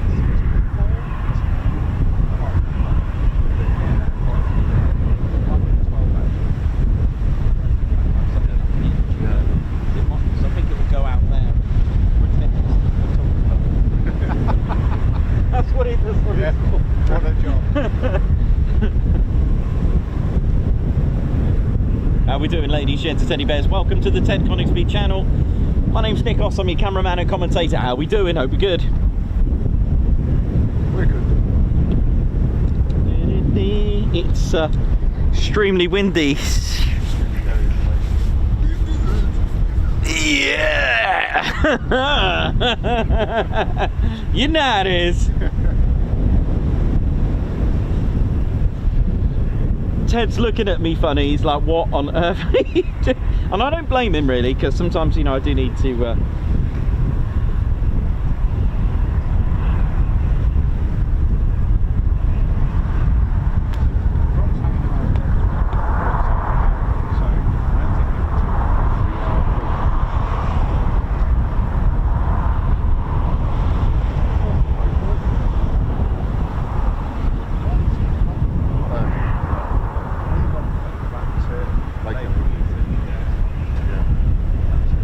how are we all doing? Silvertree, Chris Blossom, Ann Cox, Righty, 7-2. Chris Coleman, Paul Mayers, Alex Blacker, Ann Cox, Meth, Alan Gates, Mayhem Marshy, Argan, Simon Watchon. How we doing? Hope we're all good.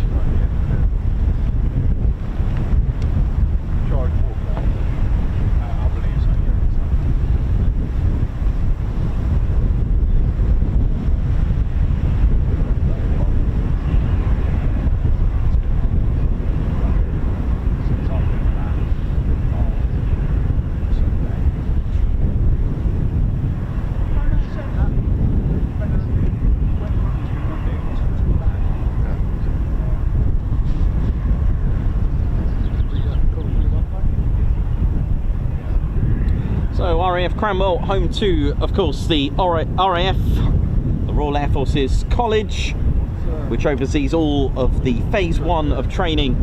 Oh yes, welcome, welcome, welcome.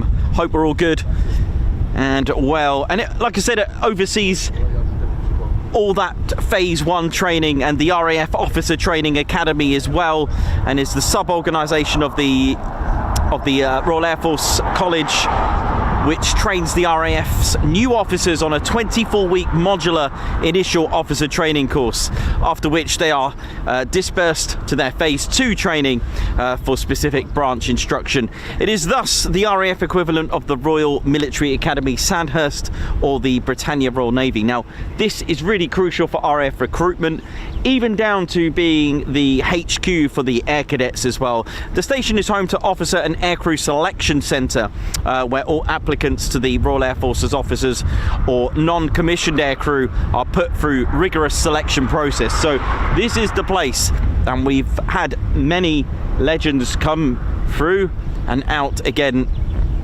The headquarters Central Flying School as well is here. It's been located here at Cranwell since 1995. The Central Flying School currently trains all RAF QFI flying instructors as well. So you can come here. You can have a civilian background as well as a military background. It's also home to number 3 Flying Training School as well. It's the HQ for 3 Flying Training School. The school provides the elementary flying training for fixed wing and multi-engine students. Ouch. That didn't sound too good, did it? The UK military flying training system operates the GROB Prefect T1 in this role. You've also got the Fleet Air Arm do their training as well, with through number 3 flying training school as well, through the elementary training. You've got the Fleet Air Arm that are trained here with 57 Squadron. You've got 703 Naval Air Squadron as well. There's 45 Squadron who operate the Embraer Phenom, and it was on the 16th of January 2018 that the Skies building was opened at Cranwell by the Air Marshal Sean Reynolds, the Deputy Commander Capability and senior responsible owner of the UK MFTS. So wow, and like I said, you've got the HQ for air cadets, and that was since the mid-1990s. So it's a really, really important base. It is literally the birth of all good things to come, Royal Air Force. And of course, not forgetting the other sections of our armed forces, so Navy and Army as well. So there we go. Hopefully it's all good. Wow, this wind has just come from nowhere. Hang on.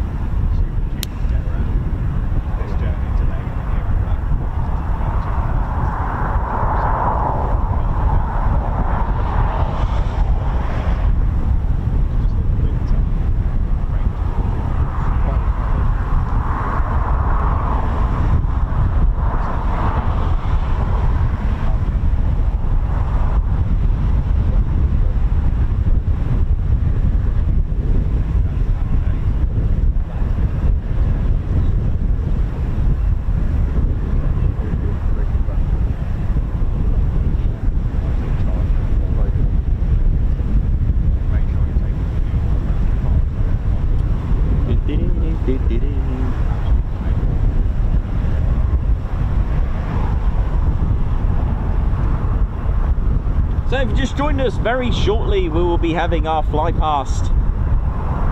It'll be a rehearsal for the Troop in the Colour on the 14th of June.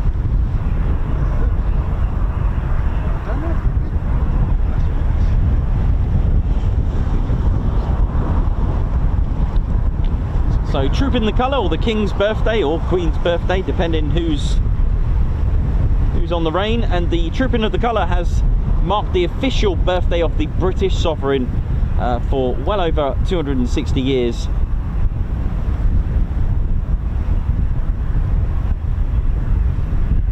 So it's the birthday of the sovereign. The sovereign, once the sovereign arrives at the Horse Guards Parade in Whitehall, they are greeted by the Royal Salute and carry out the inspection of the troops, who are fully trained operational soldiers wearing the ceremonial uniform and red tunics and bearskin hats.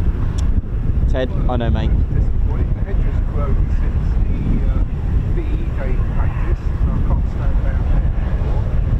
It's not, because the hedge has grown. That's a shame.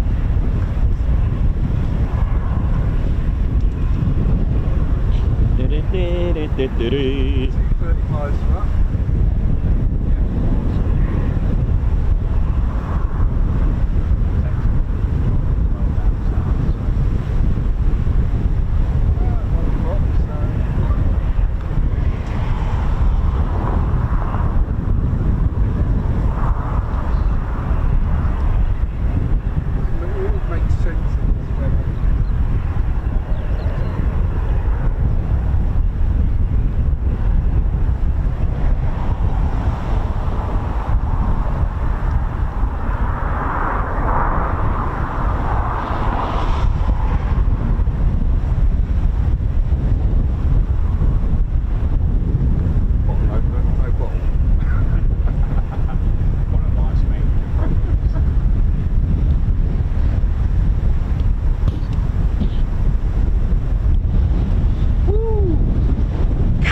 Just hanging on in there, goodness me.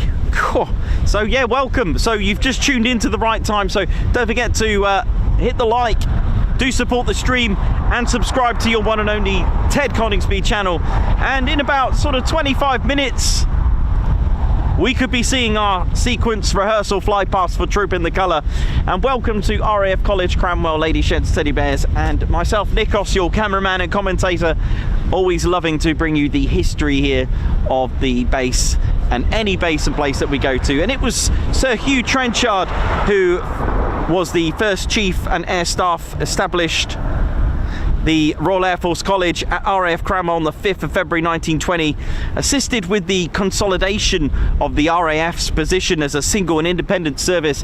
I've sourced a letter about this as well, and of course the 1st of April 1918 the Royal Air Force was founded. Now, during the 1930s, the College Hall Officers' Mess was completed in 1933, and the College Hall was opened in 1934 by the then Prince of Wales, Prince Edward. Many types of training aircraft have operated at Cranwell over the years, including the SE-8, the Tiger Moth, the Gladiator, the Bristol Bulldog, the Tutor, Dominie, Provost, Chipmunk, Jetstream, King Air, and I think that will do for now. But there we go. But the College Hall, like I said, opened in 34. In 1941, as well as being a student here once upon a time, Sir Frank Whittle actually got his Gloucester Whittle jet, the E-2839. It flew from here under stringent secrecy. 1960s, there was technical training previously undertaken at RAF Henlow. This merged with the training at Cranwell. And in 1971, Prince Charles, who is now the King, started his Royal Air Force flying training at RAF Cranwell, and he actually flew the Jet Provost. And you can see two Gate Guardians that way. Got the Provost and the Dominie, so have a little look.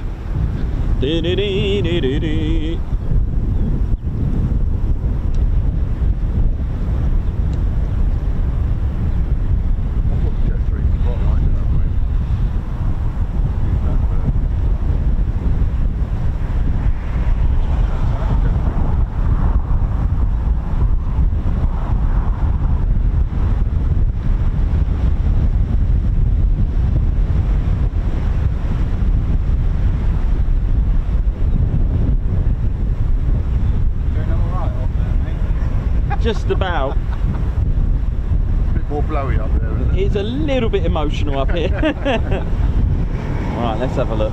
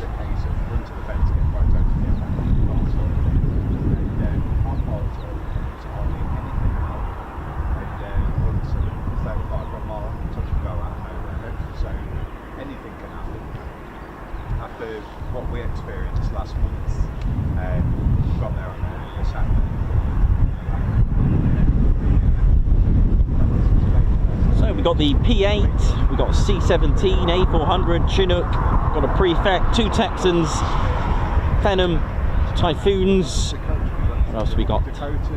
Chinook, and possibly F-35s. I'm not 100% sure on those just yet, but there are some aircraft, when they get too close together, they will just disappear.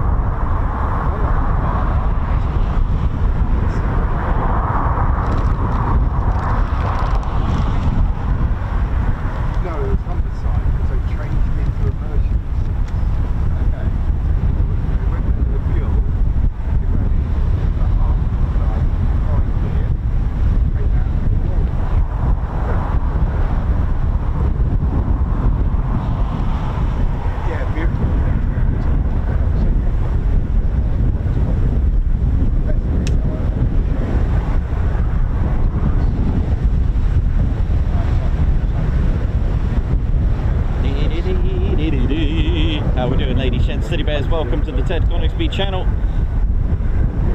Not long now for our rehearsal for the Flypast, and they are starting to run in now. Here we go.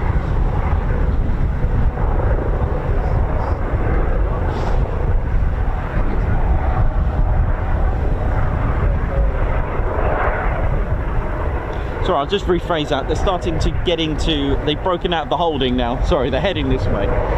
How about that? That's better.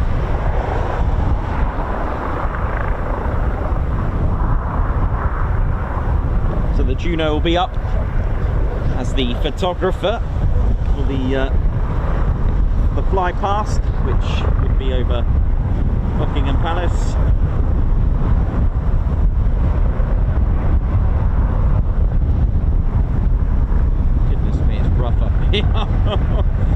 Ooh, yeah.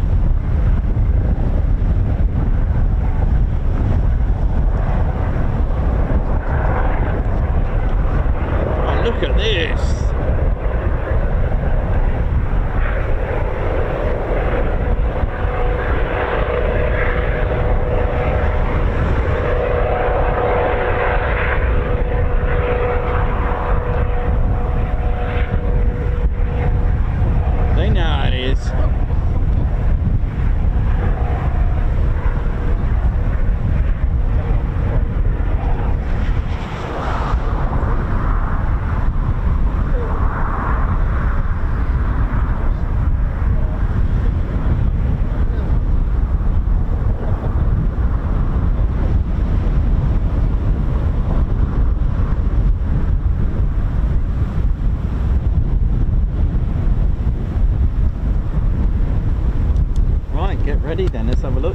nice on the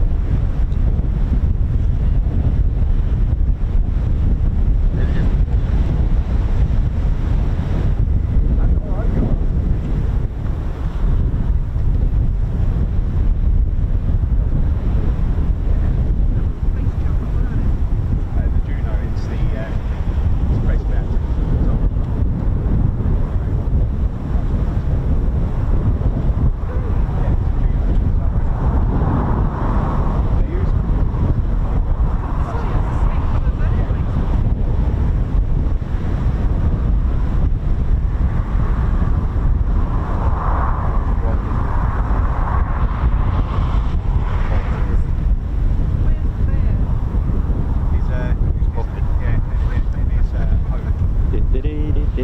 Okay, so they're starting to head this way. Here we go.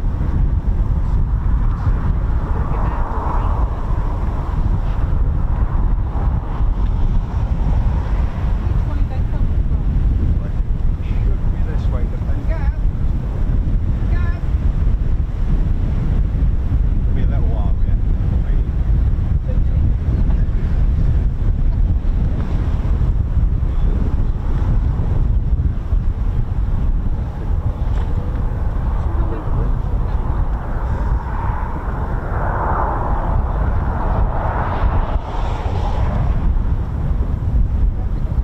Okay, get ready then. Here we go. Been a good fun day being with you all. Thank you very much for staying tuned with us. And of course, one last shout to the like button. You have all been cleared to touch and go on the like button. Let's go, let's ride. And of course, if you want to share the stream, do so. It's always a pleasure to see our stream shared and cared for. Not many people know that there's going to be a rehearsal Flypast today. Let them know if they're into aviation. Share the channel, let them know about it.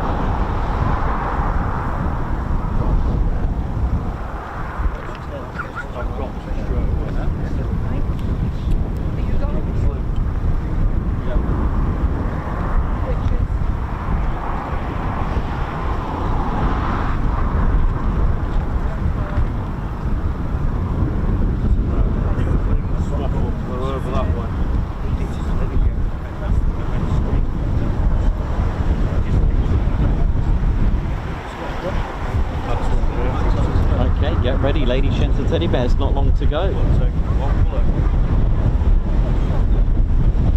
Oh, this whip is nasty.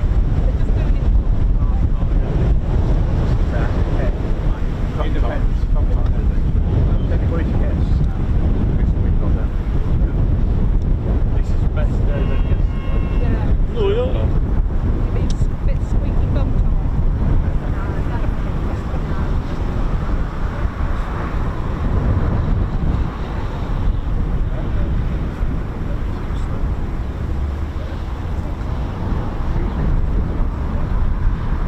Is that Chinook joining in as well?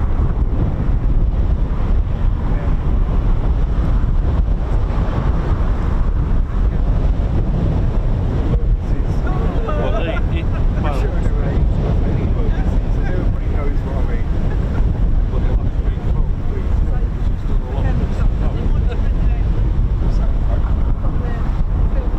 Oh yeah, the weather.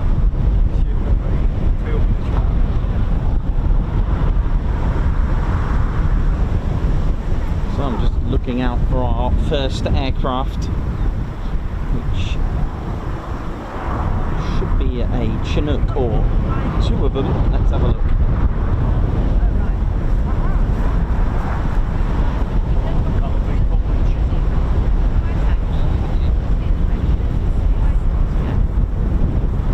Now the Prefect with Memorial as the call sign will act as the Lancaster.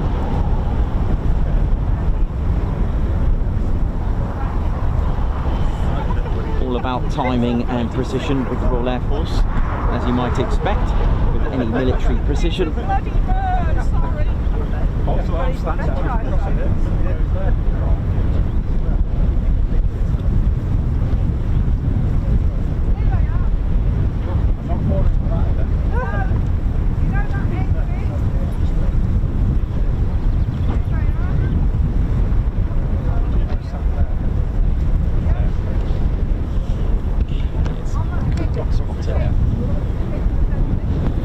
think I can just over the trees, I think.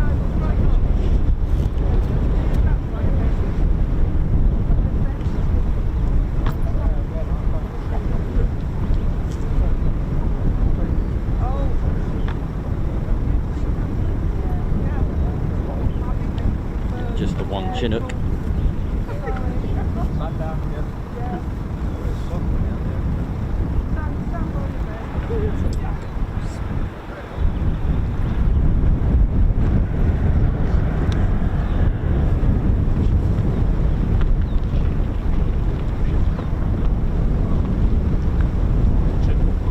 Just approaching King's Lynn.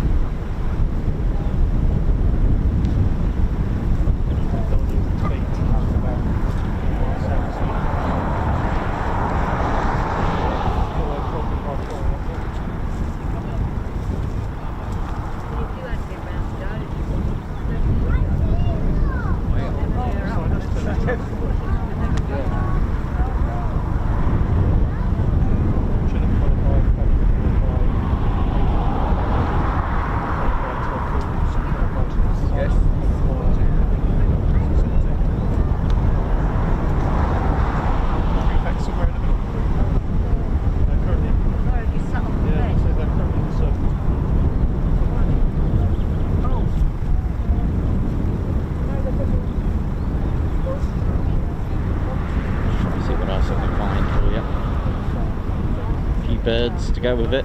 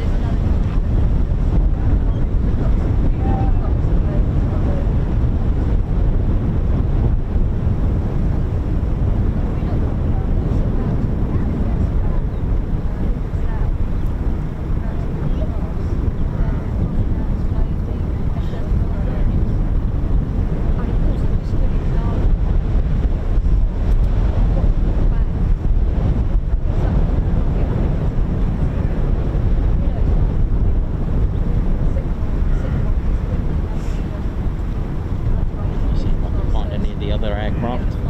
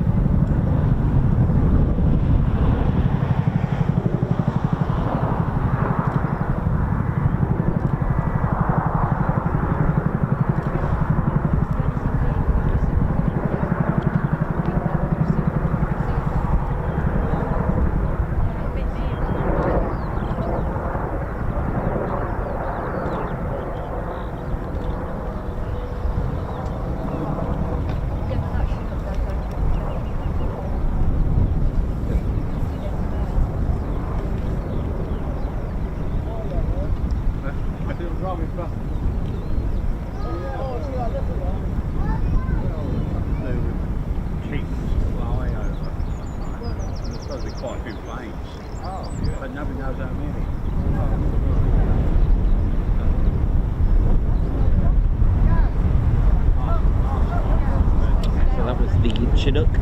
We've got the formation.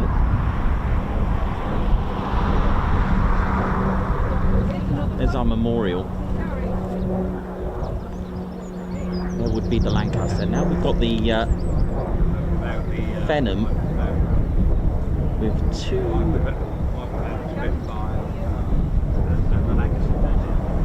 Texan T1s, I think it is, from RAF Valley, the two Texans, along with the Embraer Phenom from here.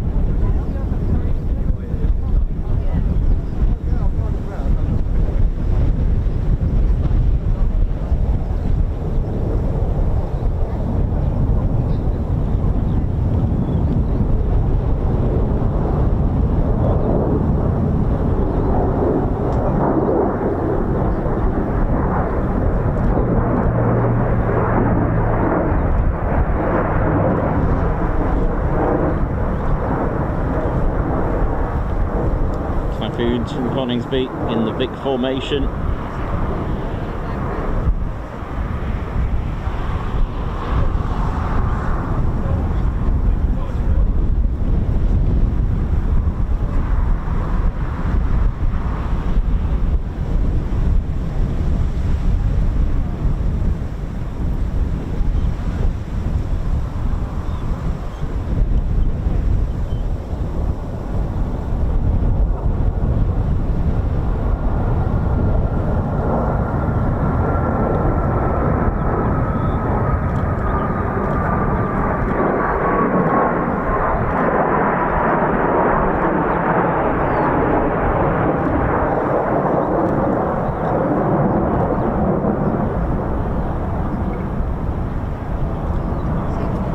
P8 Poseidon from RAF Lossiemouth.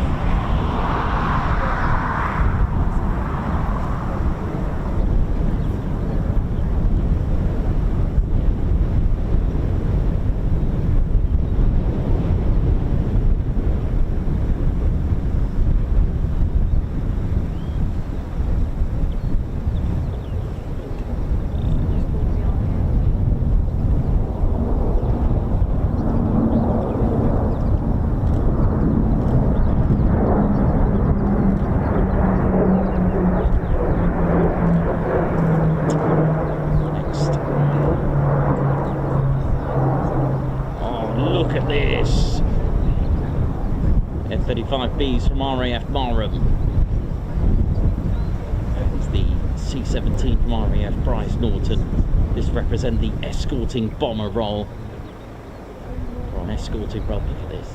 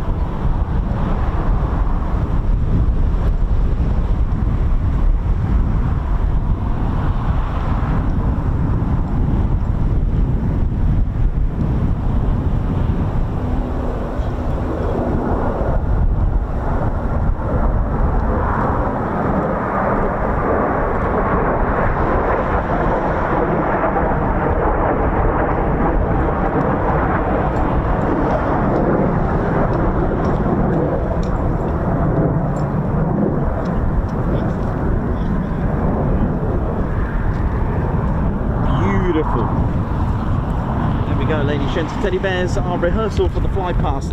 Of course, we would have the Lancaster and the red arrows as well with that.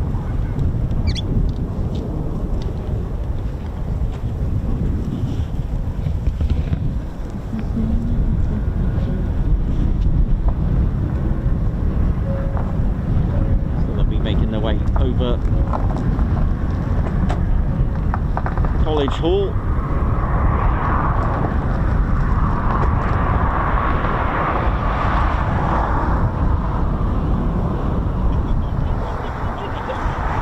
Beautiful.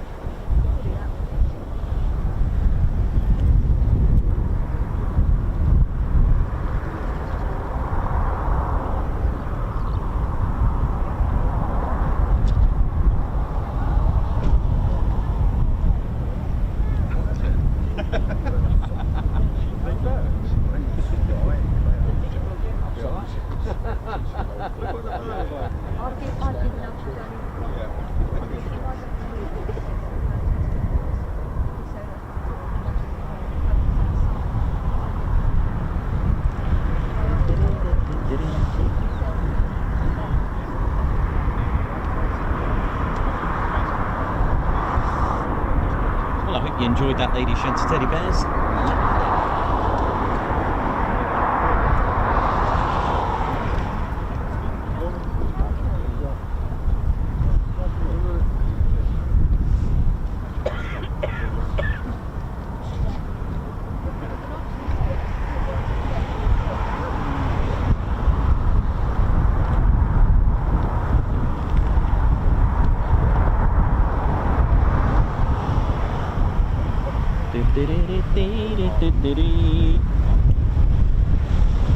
That was lovely, really good. Love the F-35 there with the C-17. That was awesome. Bye.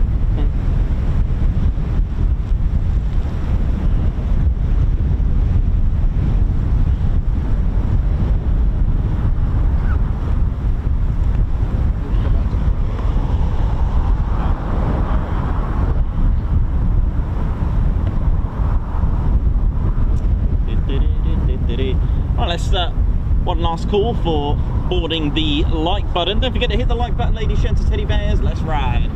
Paul Mayers, Guards March, thank you very much for the super chat. Thank you. We Stevie Boy as well, Guards March, thank you very much for the super sticker just then. Kyle Smith, wow, 2 years gone quick. Seen some amazing footage. Thank you very much, Guards March, and congratulations on 2 years. Milestone, thank you. Heather Holloway, thank you very much for the super sticker, Guards March. Edward Coates, member for 19 months. Time flies by, enjoying TCS content immensely. Thank you very much. And Cox. Oh, look at this.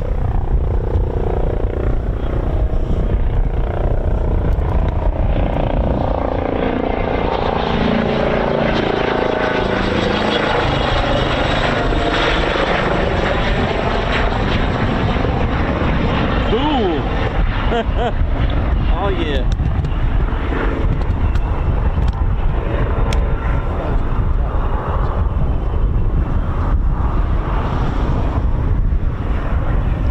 Cox, get yourself a brew, Nikos, and sweets for the bears. Will do.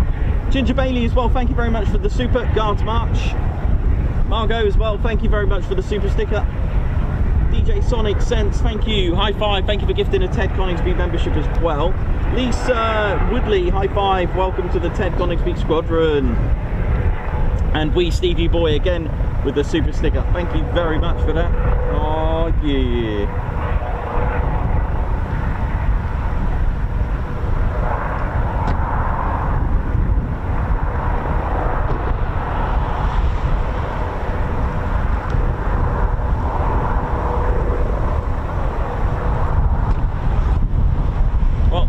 Steady bears, hope you enjoyed today. Thanks for tuning in. It's always a pleasure to come here and wow. Careful, Ted, it's a bit breezy up here, but thank you very much everyone for tuning in. It's always a pleasure to bring you RAF Cranwell footage because it's such an important base, it really is, and I hope you enjoyed today. So everyone that took part, Royal Air Force, thank you very much for today. A big salute to all of you in that rehearsal, and of course RAF College Cranwell, all of you, thank you very much for what you do, training our future generation of military crew. Thank you. So that leaves us to finish up for the day, and I hope you enjoyed today. It's been good fun, really, really good, and I hope you enjoyed it. So the next stream is definitely Friday. Well, I shouldn't say definitely, but Friday, but you never know. Tomorrow is a bit of a challenge tomorrow, so there may not be one, but I'll see what I can do. So thank you very much for tuning in. Keep supporting the channel. Give us a thumbs up and hit the like. Do subscribe to your one and only Ted Coningsby channel. Through rain, sleet, wind, snow, everything, we try our best to give you the best footage ever. We do our best. So thank you very much. From myself, my name's Nikos, cameraman and commentator. This is our squadron leader, Ted Coningsby. You've been watching the Ted Coningsby channel live here at RAF College Cranwell. So for the last time for today, it is see you soon. Wish you well.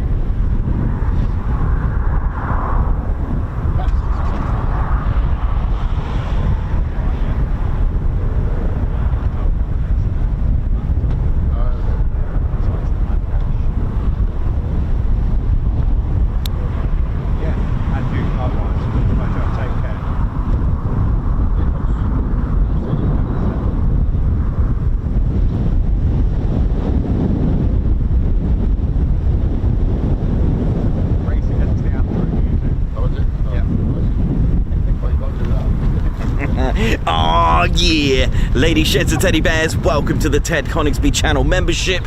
I'm Nikos, I'm your cameraman and commentator. This is our squadron leader, Ted Coningsby. Just want to say a massive thank you to all our members. Guns up and oh yeah. Take it away, Ted. Ladies, sheds and teddy bears, we want to say a massive thank you to all of our subscribers for getting us to where we are today. We have gone all over the country, from as far as Lossiemouth to Bryce Norton, and military areas such as air weapons ranges, low flying areas, heritage centres and special flights for Ted II. We cannot do this without your support, and your support will be rewarded. You can now join the Ted Coningsby Squadron and help fund the channel to get us around the country and provide us with the funds for equipment to bring you better content too. We have 3 exciting membership levels with awesome YouTube perks to reward you back for your support. Our first level of membership is the Ted Coningsby Squadron. You'll get a loyalty badge on YouTube, unique TCS emojis that you can use on comments and live streams, members only videos which include behind the scenes, deleted scenes, sneak previews and also music videos that Ted likes to play the electric guitar on.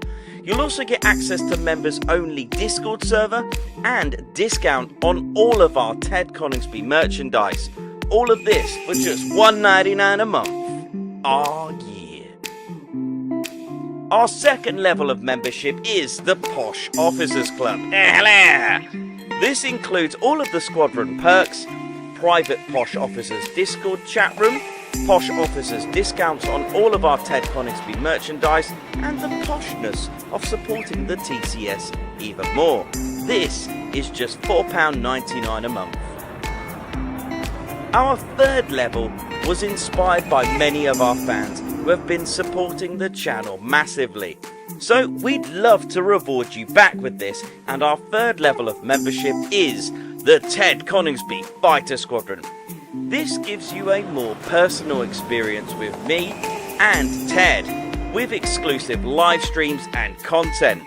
You'll get a free Ted Coningsby Fighter Squadron patch, a private Ted Coningsby Fighter Squadron Discord chat room, a gold colour Discord username, and a higher discount on all of our Ted Coningsby merchandise. All this for just $25.99 a month. Ladies, gents and teddy bears, the Ted Coningsby channel cannot thank you enough for all your support, and it's this support that keeps the dream, keeps the stream. Thank you so much. Oh yeah.